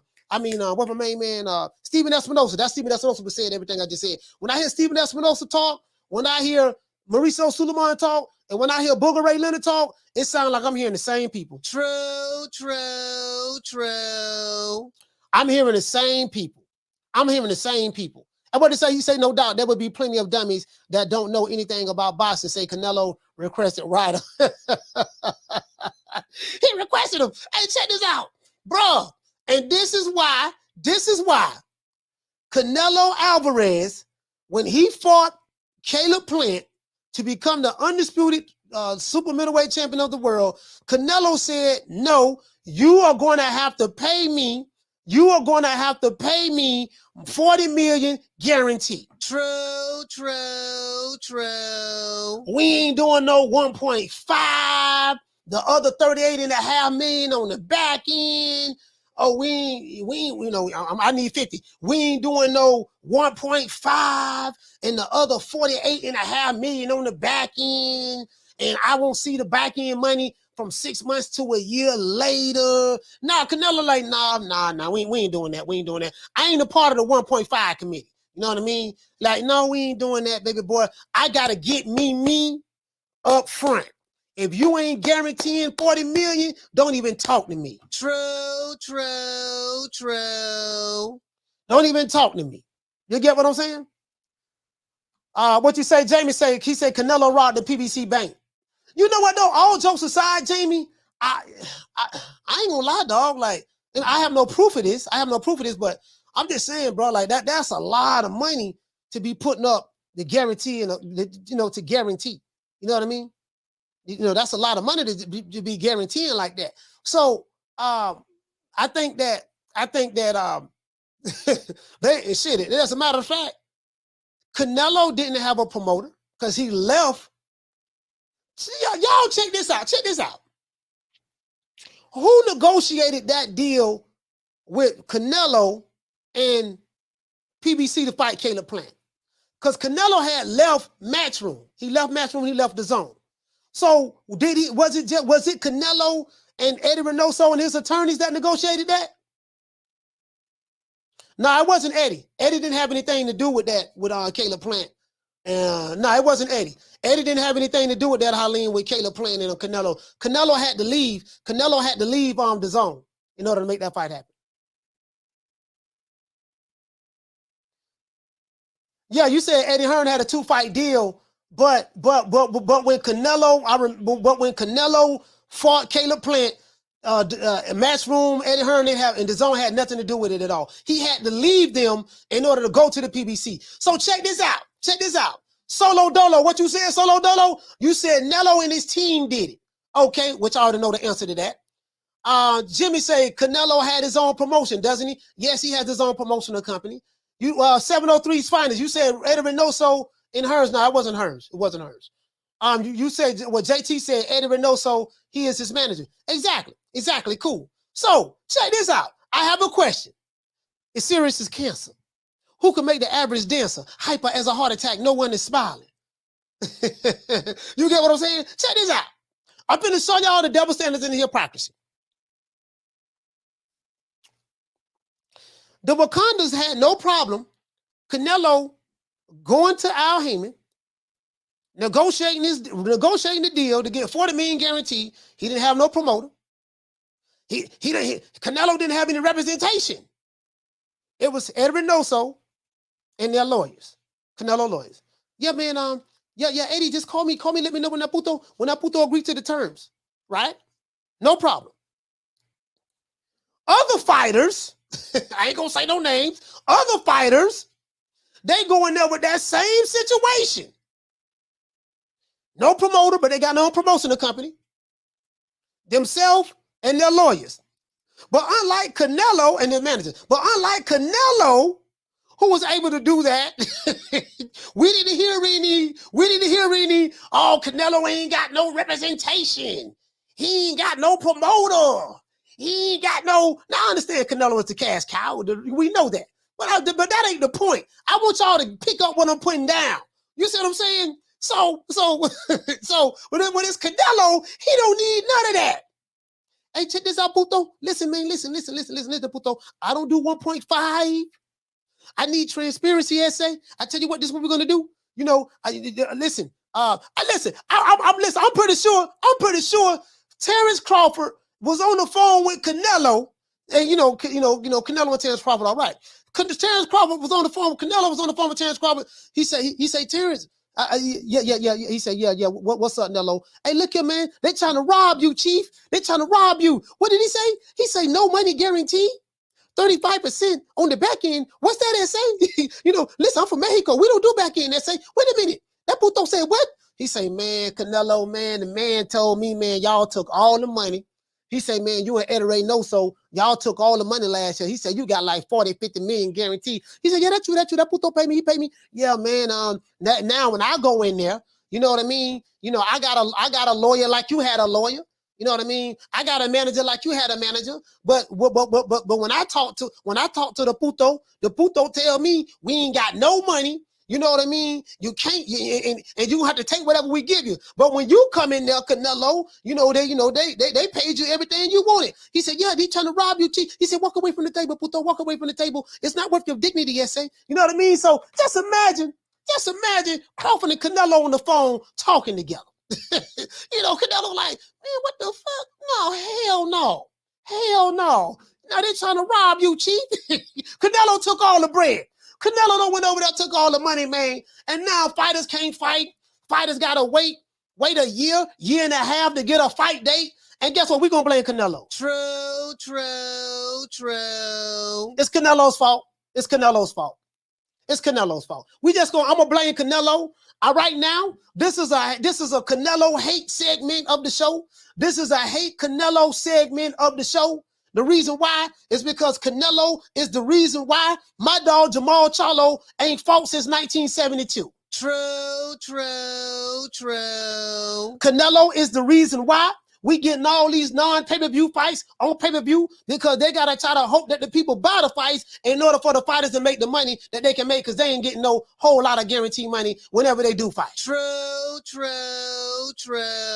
Right now, I'm gonna blame Canelo, because we ain't getting a lot of these fighters can't even, they can't get upfront money. Everything on the back end, whatever the hell that is, everything on the back end, they got to wait. You know what I mean? The whole head cheese sandwiches up front and all that stuff there. You got to get the mysterious back end money later on down the line. They got them death row contracts. And guess what? Big Nello say, no, I don't do death row SA. I didn't even like Tupac SA. I didn't even like Tupac. I don't do death row. I didn't like Tupac. I don't like Snoop Dogg. I don't do that SA. We don't do back end. I need my money up front. True. Shit, man, it's Canelo fault, man. I'm blaming Canelo. Canelo going into the offices. They try to nigga explain. See, Nello, listen, check this out, baby boy. Listen, you know how we do it over here. Yeah, you know how we do it, Nello, man. We don't really pay. Like, you gonna make a whole lot of money on the back end. On the back end, you gonna make a whole lot of money. 80. Yeah, what's another? What the puto say? He said back end. What's that? What's back end? I know what guarantee is, but what's back end? Yeah, I don't know what the puto talking about. I guess you think you want. I guess you think your name Errol Smith or one of those other guys over there. 1.5. I don't know. Sean Porter. Yeah. I don't know what you're talking about, puto. Hey, 80. I'm finna go play golf. Get this straight now. Tell the puto we want 40 million guarantee. True.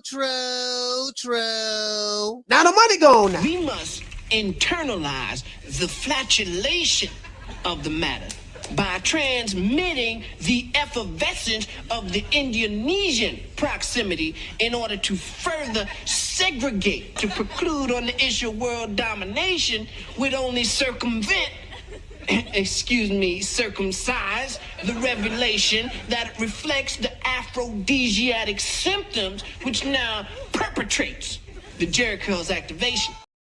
Yeah, man, that's all. Hey, that's all I'm saying, man. That's all I'm saying, man. I'm like, bro, all I'm saying to this here, man. All I'm saying is, where my dog at? Right now, man, some people get more privileges than others. Canelo Alvarez is able to get guaranteed money. He's able to get guaranteed money. The big Nello able to get guaranteed money. While other fighters, you know what I mean? They can't get no guaranteed money. You know what I mean? So, some fighters are, some fighters get their belt stripped. You know what I mean? If they don't fight. And then some fighters can go a year and a half, 2 years without getting their belt stripped. You know what I mean? So it is, it is what it is, man. So, some fighters have more privileges than others. And I think that's obvious. Caller, what's your name? Where you calling from? It's Jerry, Coach Baltimore. What's up, buddy? Jerry, what's going on, fam? Talk to me. Bud Crawford, I don't give a fuck who anybody likes. I like both those fighters, top-notch, pound-for-pound guys. Mm-hmm. Bud Crawford should have walked the minute they told him there was no purse. That's unheard of. Now, you can't compare Crawford or Spence to Canelo. Canelo going to get more guaranteed money. Yeah, absolutely. That's a given. But you going to tell me you ain't going to give us no purse? In this day and age, with boxing as unpopular as it is, and people streaming fights at a 50% clip, I got to rely on 35% of the net. Get the fuck out of here. I don't care how much you love Errol Spence, and I don't blame Errol Spence. He didn't make that deal. He's not involved in that. I don't blame him. I think Spence wants to fight just like Bud does. But you cannot blame Bud Crawford from walking away from that deal. Not 1 second. Nobody can. It's a no-brainer. I mean, also, go ahead, Jerry. Stop about it. Go ahead. No, but what I was going to talk about next is a different, the fight the other night. But what was you fixing to say? No. I was just saying no. I mean, I think you're right. I think a lot of people who are saying that a fighter should work a job without getting a guarantee and getting 35% of a net, that they just tell you whatever it is that it made. You wouldn't even do that on your job if you was just a contractor yourself, independent contractor, and let's say you're doing construction or I used to fix. I got a friend of mine that fixed homes up. He called different, he subcontract a lot of stuff out people come in and fix the inside of the house up. I mean, I don't think they would even agree to something like that. So I think people, Well, you know. Yeah. Well, for sure. That's an excellent point. I'm a landscape contractor. I do jobs that average $8,000 to $12,000 a job. Yeah, it's a lot. I give them a basically like a terms sheet, a bid proposal, and once they agree to that, I give them a contract, and then they give me a minimum of 40% down payment to pay for materials and labor. Right? I don't spend one penny until that check clears, and I'm doing business on a way scaled down. Let's be honest, man. When fighters fight, there's a purse. Just the other night, or just the other weekend, when Tank fought, he got a purse. Yeah. They didn't tell him to rely exclusively on 35, and even at that, it wasn't even a 50% split of the back end. It was 35, and Bud Crawford, from what we've been told, he even went a step further, and they say he agreed to it, but he wanted some oversight. So in other words, he's saying, all right, I'm going to take this chump ass deal, but I got to know what you're going to spend on the promotion. I got to see the numbers, which, I mean, what's he supposed to do? Just trust the fucking PBC to just blindly trust them? Yeah. Get the fuck out of here. Yeah, I mean, it's ridiculous, man. Like I say, I think Spence wants to fight, but the PBC ain't got the pockets for it right now. And that's what they should have just told Bud Crawford, look, let's see what next year brings when we get a new budget from Showtime, and maybe we can revisit that. And maybe that's the plan. But they fucked him around for 6 months. He had another deal in the offing. You can't blame him for taking it. But also I wanted to speak real quickly about the other night with Eubank. That was surely an upset. I mean, I thought Eubank, Smith, I knew he'd probably hang tough. Him and his brothers, they can fight. They're not A-list fighters, but they can fight. Leo Phillips can fight. Yeah, and I knew he'd probably hang tough, but I figured Eubank would probably stop him, somewhere between the 7th and 10th round. But man, I don't like to use the word exposed when it comes to fighters when they take a loss, because more times than not, they didn't get exposed, they just lost. But something told me, I don't know, that looked like he got exposed, man. As soon as little Liam put the heat on him, man, he folded up. Hey, listen, Jerry, I thought the fight was going to go 12 rounds. I'm going to be honest. I thought it was going to go 12 rounds. I edged the fight to, I said, well, maybe Chris Eubank probably can edge it out. Maybe I got caught up in a lot of the bravado he was doing, but I just thought that, hey, I gave him a little bit more credit. I'm not the biggest fan of Chris Eubank. I'm not going to lie to you, but I was shocked that he got knocked out. I didn't see knockout coming. I didn't see that coming at all. Yeah. Me either. Yeah. They fucked him up, man. I mean, Eubanks was controlling the fight, but the few times that Smith would let get on him, it didn't look like he liked it. He smirked a couple times. It just, I got a feeling that the weight cut to 160 hurt him. And I get the feeling that he's maybe not been living the lifestyle. I mean, he's a fit guy. That's a given. He's probably always going to be fit, whether he's boxing or not. But I just feel like, plus his career, he's had that long inactivity, lots of fights falling through, bad management.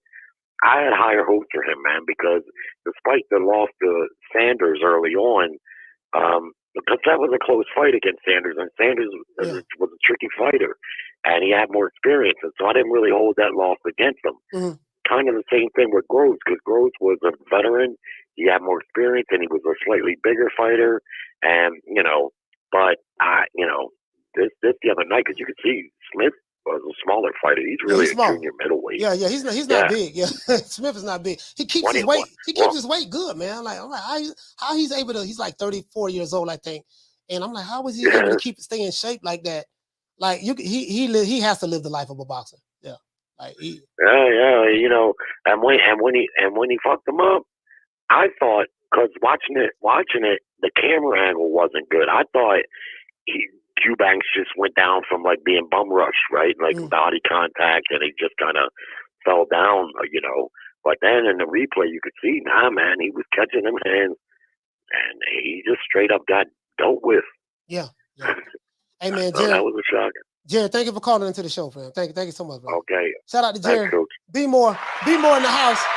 Be more in the house. Yeah, I'm not gonna lie, bro. Like, I'm not gonna lie. I was shocked to see Chris Eubank, get knocked out. I'm like, damn, what Chris? I didn't see that coming, bro. If you would have told me before the fight that Beefy was going to knock Chris Eubank out, I'd have been like, nah, I don't see that. I don't see that.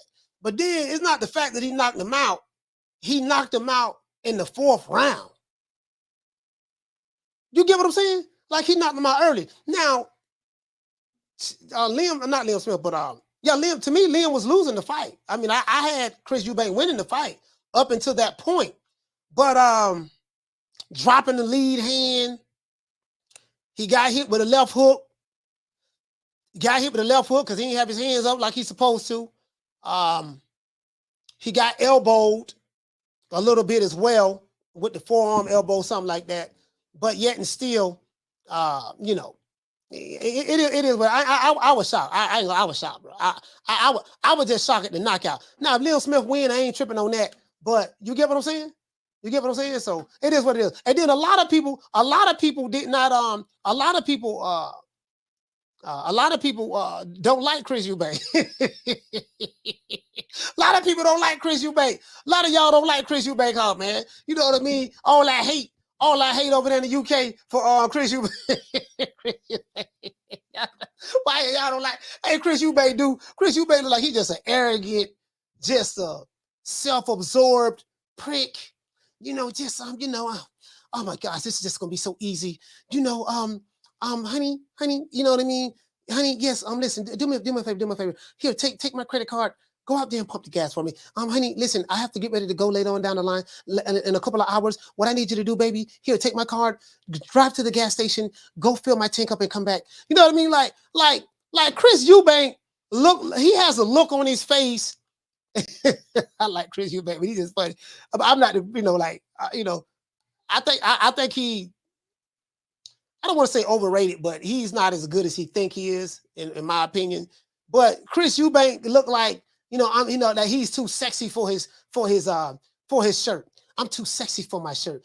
Chris Eubank looked like the type of guy that when he walks into a room, all girls pause. You know what I mean? The girls all pause. Remember the song by Climax? They made a song called "The Men All Pause." As soon as I step into the room, I had my Giovanni such and such, outfit on. I was looking stellar. I had some of the best smelling perfume in the joint. Like Chris Eubank reminds me of that. Climax made a song called the Men All Pause. He looked like he the type of dude that, when I walk into the facility, the room just stopped. The party doesn't stop till I get there. You know what I mean? The girls all pause when they see me. I just, I don't, when I drink champagne, I don't even have to hold my glass up to drink. I have women hold my glass up and put the champagne to my lips so that I can drink myself. You get what I'm saying? He just seemed like one of those type dudes. You know what I mean? Too sexy for my shirt, walking on rose petals, his feet don't touch the ground when he walk outside. You get what I'm saying? So I can kind of see why a lot of people in the UK hate him. You get what I'm saying? I can see why a lot of people in the UK hate him. You get what I'm saying? So I can see that. I can see that. I mean, he is kind of arrogant. You get what I'm saying? He do kind of remind you. Hey, what to say, Reyes? You say you say Chris Eubank giving off light skin Sin City vibes. Well, light skin in the 80s. We talking about 85, 86 light skin. You say chocolate covered strawberries, coach. Yeah, man, chocolate covered strawberries, man. Just he kind of seemed like that. Said Eubank's the type to unbutton the top. He said Eubank's the type to unbutton the top 3 buttons to show the chest, to show the chest and chain.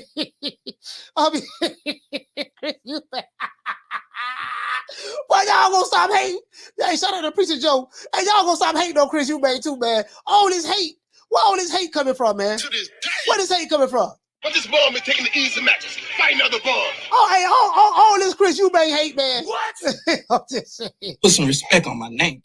What y'all be doing? What y'all be doing, dog? On Chris Eubank wrong, boy. I think y'all kinda.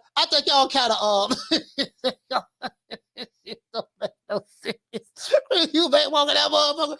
He got this arrogant look on his face too, man. You know how he had like a little smirk on his face, like I can't believe that he even believes that he has a chance with me. Like, you know, this is just too easy for me. You get what I'm saying? You know, hey Chris Eubank. Chris Eubank.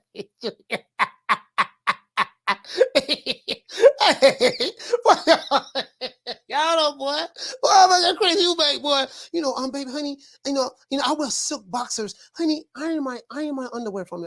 Iron my boxers for me. You know, just iron them for me. This is 100% silk boxers. You know, they kind of wrinkle a little bit. I need you just to steam them out a little bit for me. You know, iron my socks. Chris Eubank look like the type of dude. He be ironing his socks, ironing his boxers. He gonna be having his socks ironed, and you know what I mean? What type of nigga iron his Who socks? you is, DJ Quick? No, huh? No, I ain't saying Kick and Free? I didn't say Huh? Oh, you must be Jimmy Walker. Well, you ain't nothing. You don't deserve nothing. You don't get nothing. You get what I give you. I got a contract between me and you that say you do what I tell you to do. Therefore, shut the fuck. Don't say nothing. Don't speak to me. Don't look at me. I just want my money. You know, I just said. Blue, if I raise up, gonna be trouble. Trouble. I'm walking off.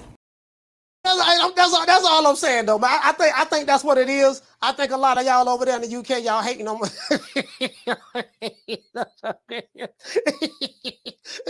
Hey, look here, man. And then over here in the States, man. Now, sources say. Hey, you know what? Y'all let me know. Cause we do this for the people, by the people, of the people, because we love the people. Look here, man. UK, I think it's an overall consensus that the UK hates Chris Eubank Jr. Is there any other fighter? Now we're gonna do this is Confessions Monday. Anybody want to confess that if there's a fighter in America or in the UK, doesn't matter, anywhere around the world that you hate the most, please drop his name down there. Drop the fighter's name down there that you guys may feel that get the most hate. Don't ever come by here. Okay? That's all. Now, which fighter y'all feel get the hate like that there? Which fighter? Man, who this little young whippersnapper running all up into my combo? Look at you. You're all wet behind your ears. Breath smelling like Similac. Man, you better go home before you get your little thick ass tossed up. Hold on, Rick. Hold on. I got you. Hold on, I gotta put you Ricky Ricardo from San Antonio, talk to me, fam. Yes, sir. So, yeah, it was cool. You had Jonnie Rice. Yeah, we saw that fight. Me and some friends, we were watching the fight. And I wanted to say, though, I've always liked Benji Estevez. Mm-hmm. And I was just talking about him before that shit happened with one of the guys I was watching the fight with. And he, in my opinion, I've seen him ref. He's a good ref. But that call, man, I'm glad that he actually took the time out and he went and did and looked at that footage. So I'm glad it worked out in Rice's favor, because we were all saying the same thing, man. Now that's a fucking TKO. Yeah. So I'm glad he pulled up the upset. I'm happy for the man, and I wish him the best moving forward. Hopefully he can get on the undercard with a good opponent. Not necessarily undefeated, but if so, hey, more power to him. But somebody like Zele Zhang. Mm-hmm. Somebody mentioned that in the chat earlier. I agree with that. Something like that. That's a good dude. payday on a good undercard. So, yeah, I think that would be a good fight. Somebody of that caliber, that nature. And then Liam Smith, bro. Man, I like everybody, I was going with. And don't get me wrong, Smith has dog in him. He got a lot of dog in him. I like Liam Smith. He pulled off the upset. Congrats to him. I wish him the best. Hopefully, he can get Triple G, Munguia, one of those guys. I don't think he'll get a Charlo fight, but you never know. So we'll see. Good things for him moving forward. That was. I like seeing good upsets like that. I was never really high on Eubank Jr. to begin with. So, yeah, me neither. Fuck it, and then Devin Loma, 50-50 fight, man. I'm excited. I don't care that it's in Saudi Arabia.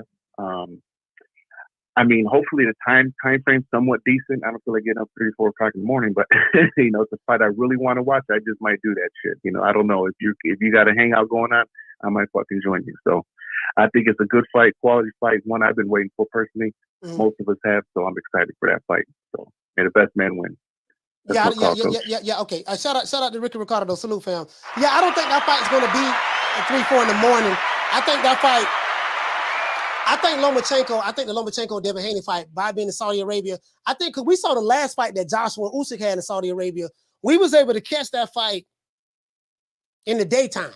I think we was able to catch it in the daytime. So, what it was, guys, like 5 o'clock, somewhere up in there. 4, 5 o'clock, somewhere up in there. So I think we'll be able to catch that fight around that time. Now, if the fight is in Japan, that's something totally different.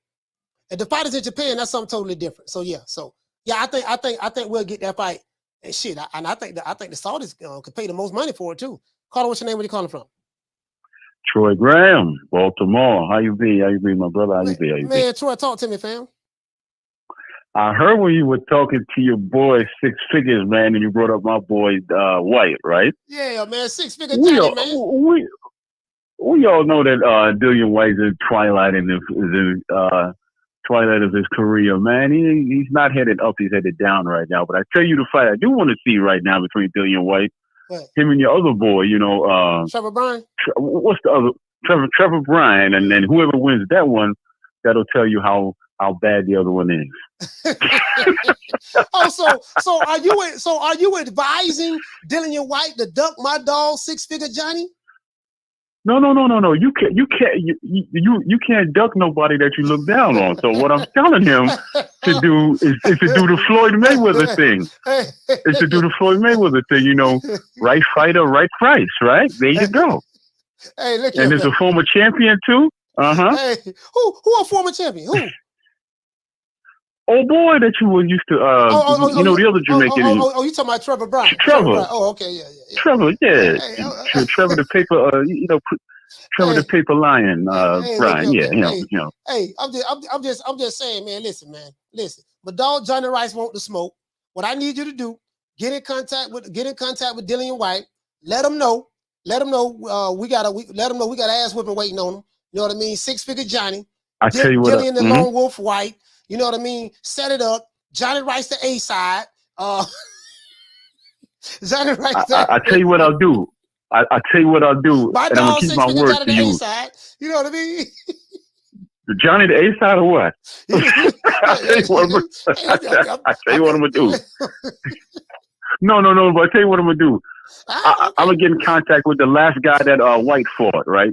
Francis, you know, what's his name? The last dude that White fought. Yeah. He from Cleveland. I think he's from Ohio. Yeah. Cleveland, right.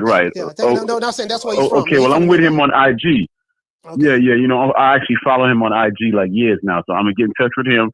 I'm gonna have him on, and after that, I'm gonna get him on, and I'm gonna get what's his name's brother on. You know, Dillian's white brother. You get Johnny Rice, and we have one big show. Hey man, look here. Hold me to that. Hold me to that. All right, okay, all right. Tell him he better not duck though. He better not duck because we want the smoke. We want the smoke. Yeah. We want the smoke. And then I'm gonna call Don King. Out of retirement, and he gonna report it. I mean, he gonna promote the fight, right? And I can see him in the UK now, only in America. Hey, they just had a fight. Don King just promoted a fight this weekend. I know. Bermain Stavern, and they fought in Miami. He's still fighting? Yeah, Bermain Stavern fought this past Saturday. He fought what the dude that the professional crabber that Trevor Bryan fought. He fought remember the guy that Trevor Bryan fought a dude that was a professional crabber. He catch crabs for a living out of Louisiana. He went life and death. He went life and death with him. No, for real, I'm dead serious. He went life and death with him. I know. He went life and death with him. Trevor Bryan went life and death with the dude. The dude worked 12 hours a day catching crabs. After he leave from catching crabs all day, he go to the gym. Trevor Bryan went 12 rounds with the dude, barely beat him. He won in a split decision. And then so that guy, I forgot his name. That guy fought Bermain Stavern. They fought at the High Life in Miami this past weekend. I'm dead ass serious. They fought you. Well, I got to get in touch with Don and tell him to step up his game, man. Twilight. Okay, but hold me to my word, because I'm gonna have that brother on that White fought, man, and then I'm gonna reach out to White the brother. Yeah. We're gonna do the dual podcast thing. So hold me to that. It's gonna take some work, but we're gonna get it done. All right. Shout out to Troy, man. All right, brother. Yes, sir. Shout out to Troy, bro. Yeah, man. Yeah, that's what his name is.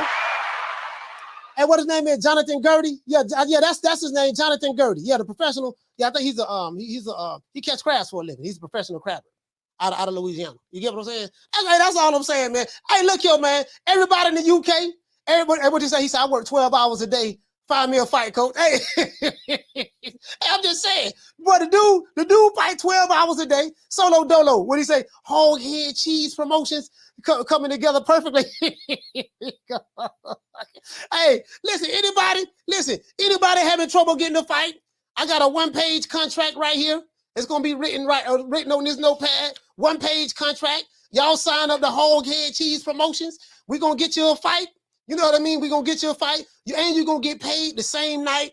You ain't gotta worry about waiting on no back end money. We don't do back end. We make sure everybody get paid. Hog Head Cheese Promotions. Y'all sign up.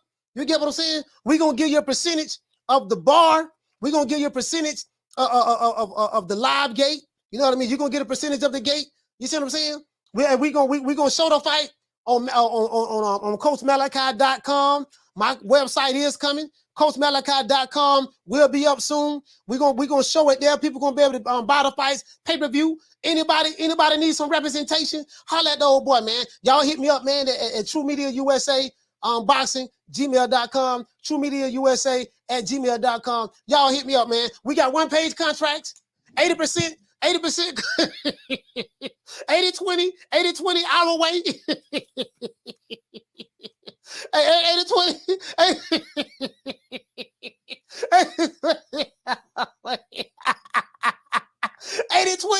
80-20 our way.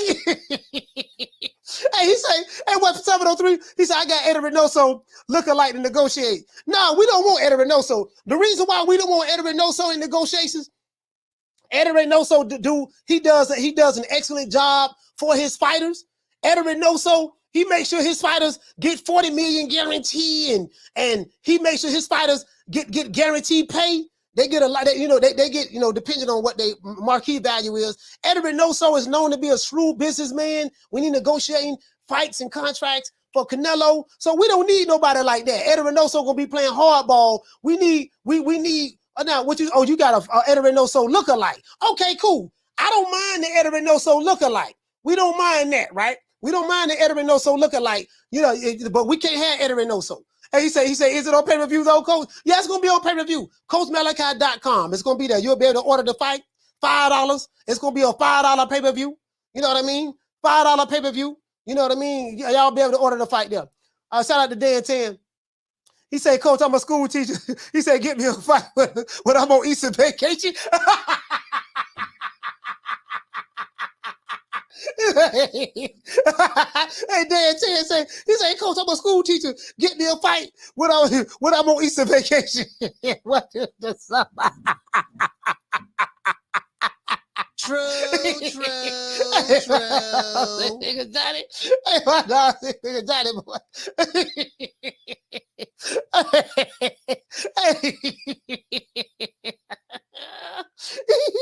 Hey, look here, man. Hog Head Cheese Promotions is in business. We looking for fighters. Hey, we looking for fighters. Hey, Hog Head Cheese Promotions. We in business right now.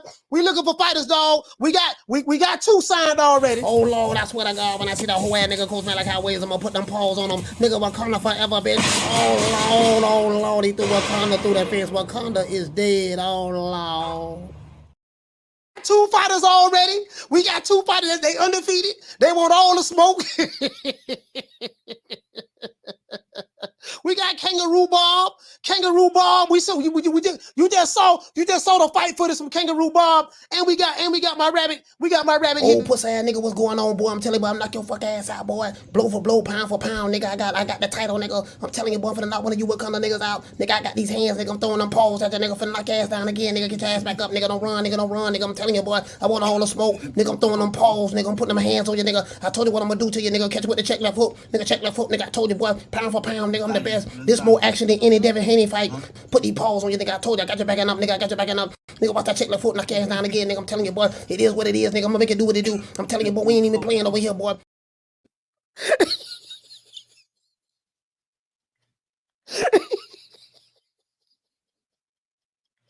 Hey, you see Hibbity don't score 2 knockdowns in that first round. That was a 10-7 round right there. He scored 2 knockdowns.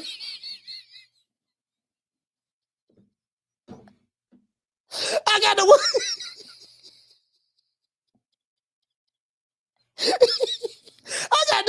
I got the entire Wakanda community shook. They shook right now. They don't want no more smoke.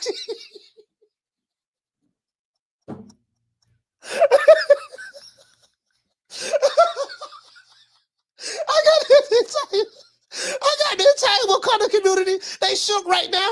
They don't want no smoke.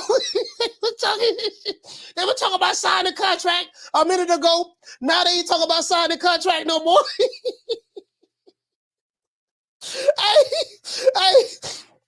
Hey, they were calling me. They were calling me not too long ago. Talking about pulling up. Telling me they got shooters. Sign the contract. You better not come to the fight. That what they were saying a minute ago. So as soon as they see Hibbity and Kangaroo Bob, right now they shaking in their boots right now. Now they want to talk. They want to say all this other stuff, man. They ain't got nothing to do with nothing. They want to say, Jamie, you say those rabbits don't care about money split. They come to fight.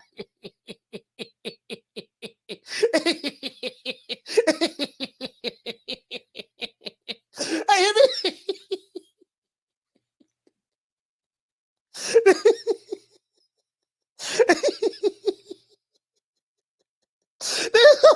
Drop the addy. Nigga, drop the addy. Drop the addy. What do you be saying?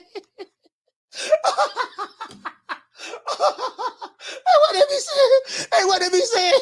Nigga, drop the addy. I bet you won't drop the addy. Nigga, drop the addy. Drop the addy.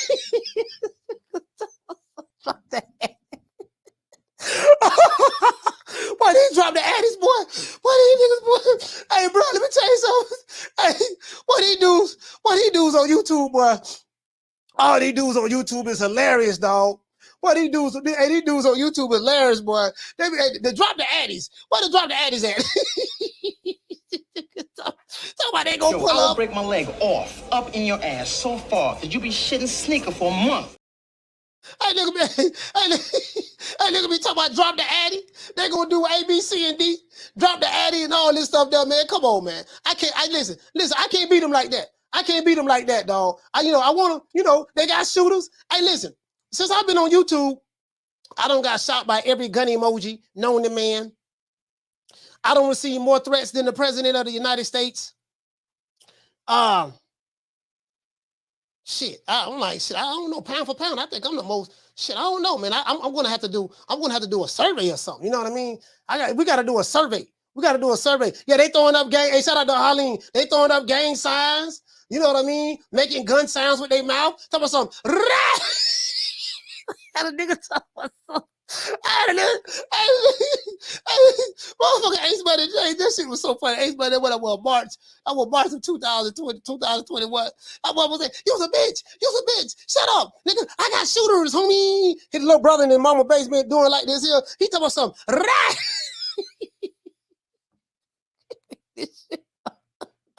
I can't make this shit up. Nigga talking about something. I don't got shot with every gun emoji known to me. Yes. Yes. Surprise. You gay. That's not all. Go in there.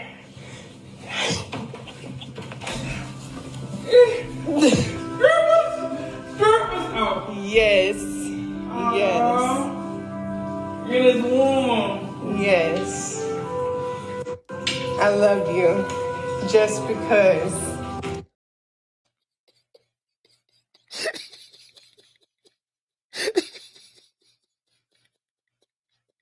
Oh, I'm gonna get some threats off that one there, boy. That one there get him every time. That one there get him every time, bro. That one there get him every time. Hey, look here, man. Boy, that one there get him every time, boy. That right there, boy. But I'm known to get some threats on that, boy. That boy, I'm gonna get all kind of gun emojis on that one in the DMs. Boy, oh Lord have mercy, boy. Boy, that one there get him every time. Oh, pussy ass nigga, oh ass nigga, drop the addy, nigga, you better not come to the fight. Now, you gonna stop all this hating too. Keep Errol's name out your mouth. I'm gonna put the magnum to your head. I'm like, bro, look here, bro. That one there get him every time. True. Get him every time, man. Let's give everybody a round of applause, man. Hey. Shout out to my brother Lou Peterson, man. Crummer.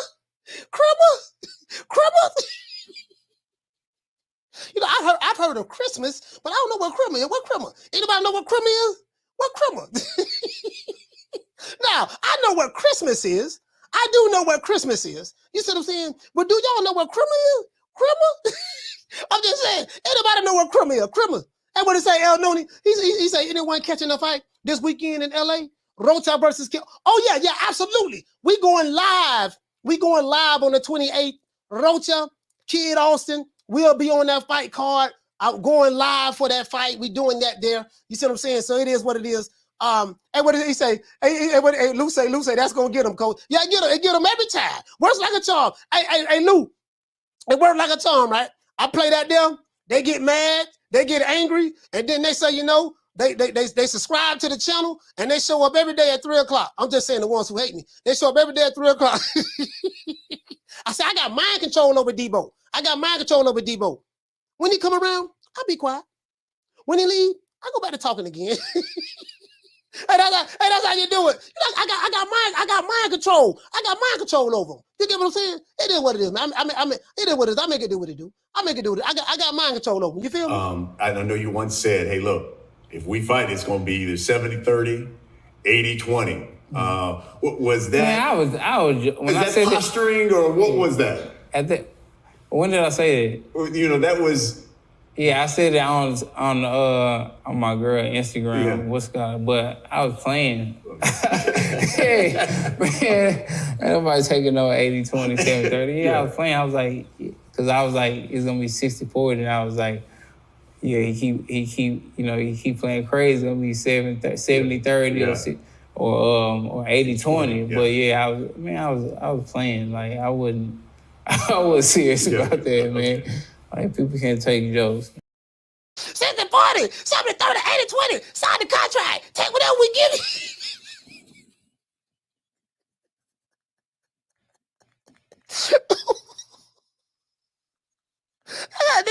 They're threatening people by the invisible contracts.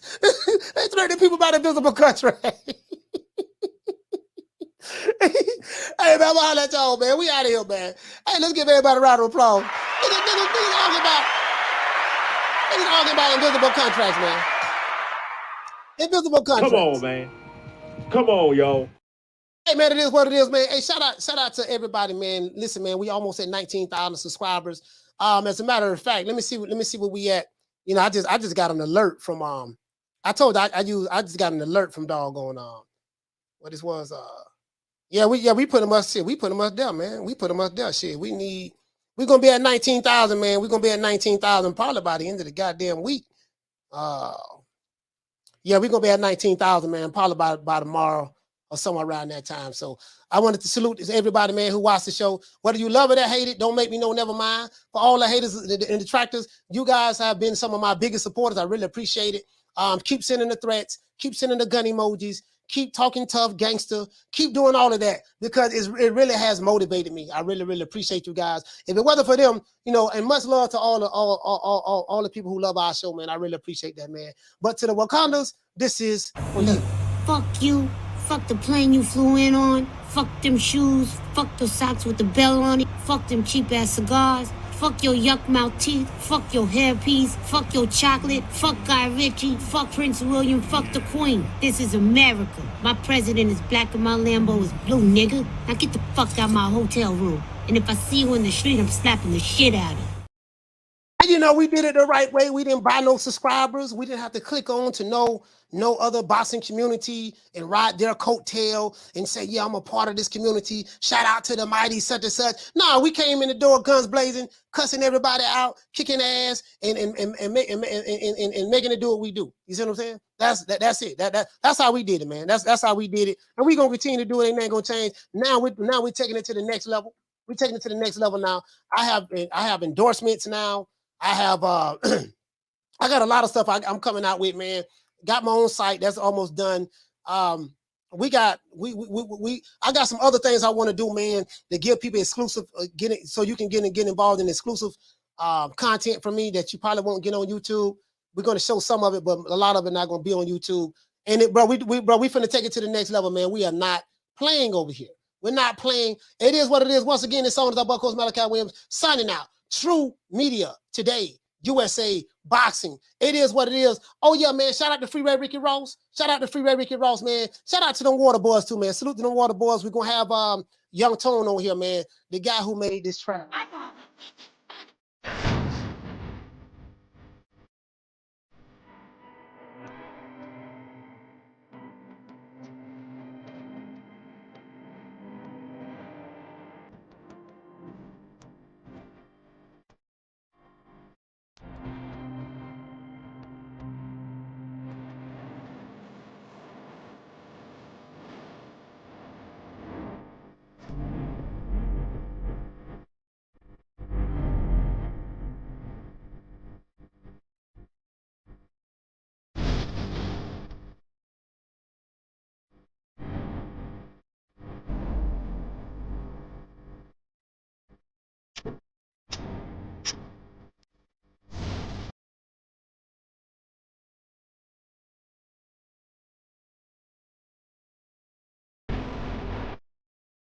Man, shout out to Adrian from Dallas, Texas. Everybody who called in. Shout out to Jared from B-More. Shout out to Ricky Ricardo from San Antonio. Shout out to Troy Graham from B-More. Shout out to 703 Finest.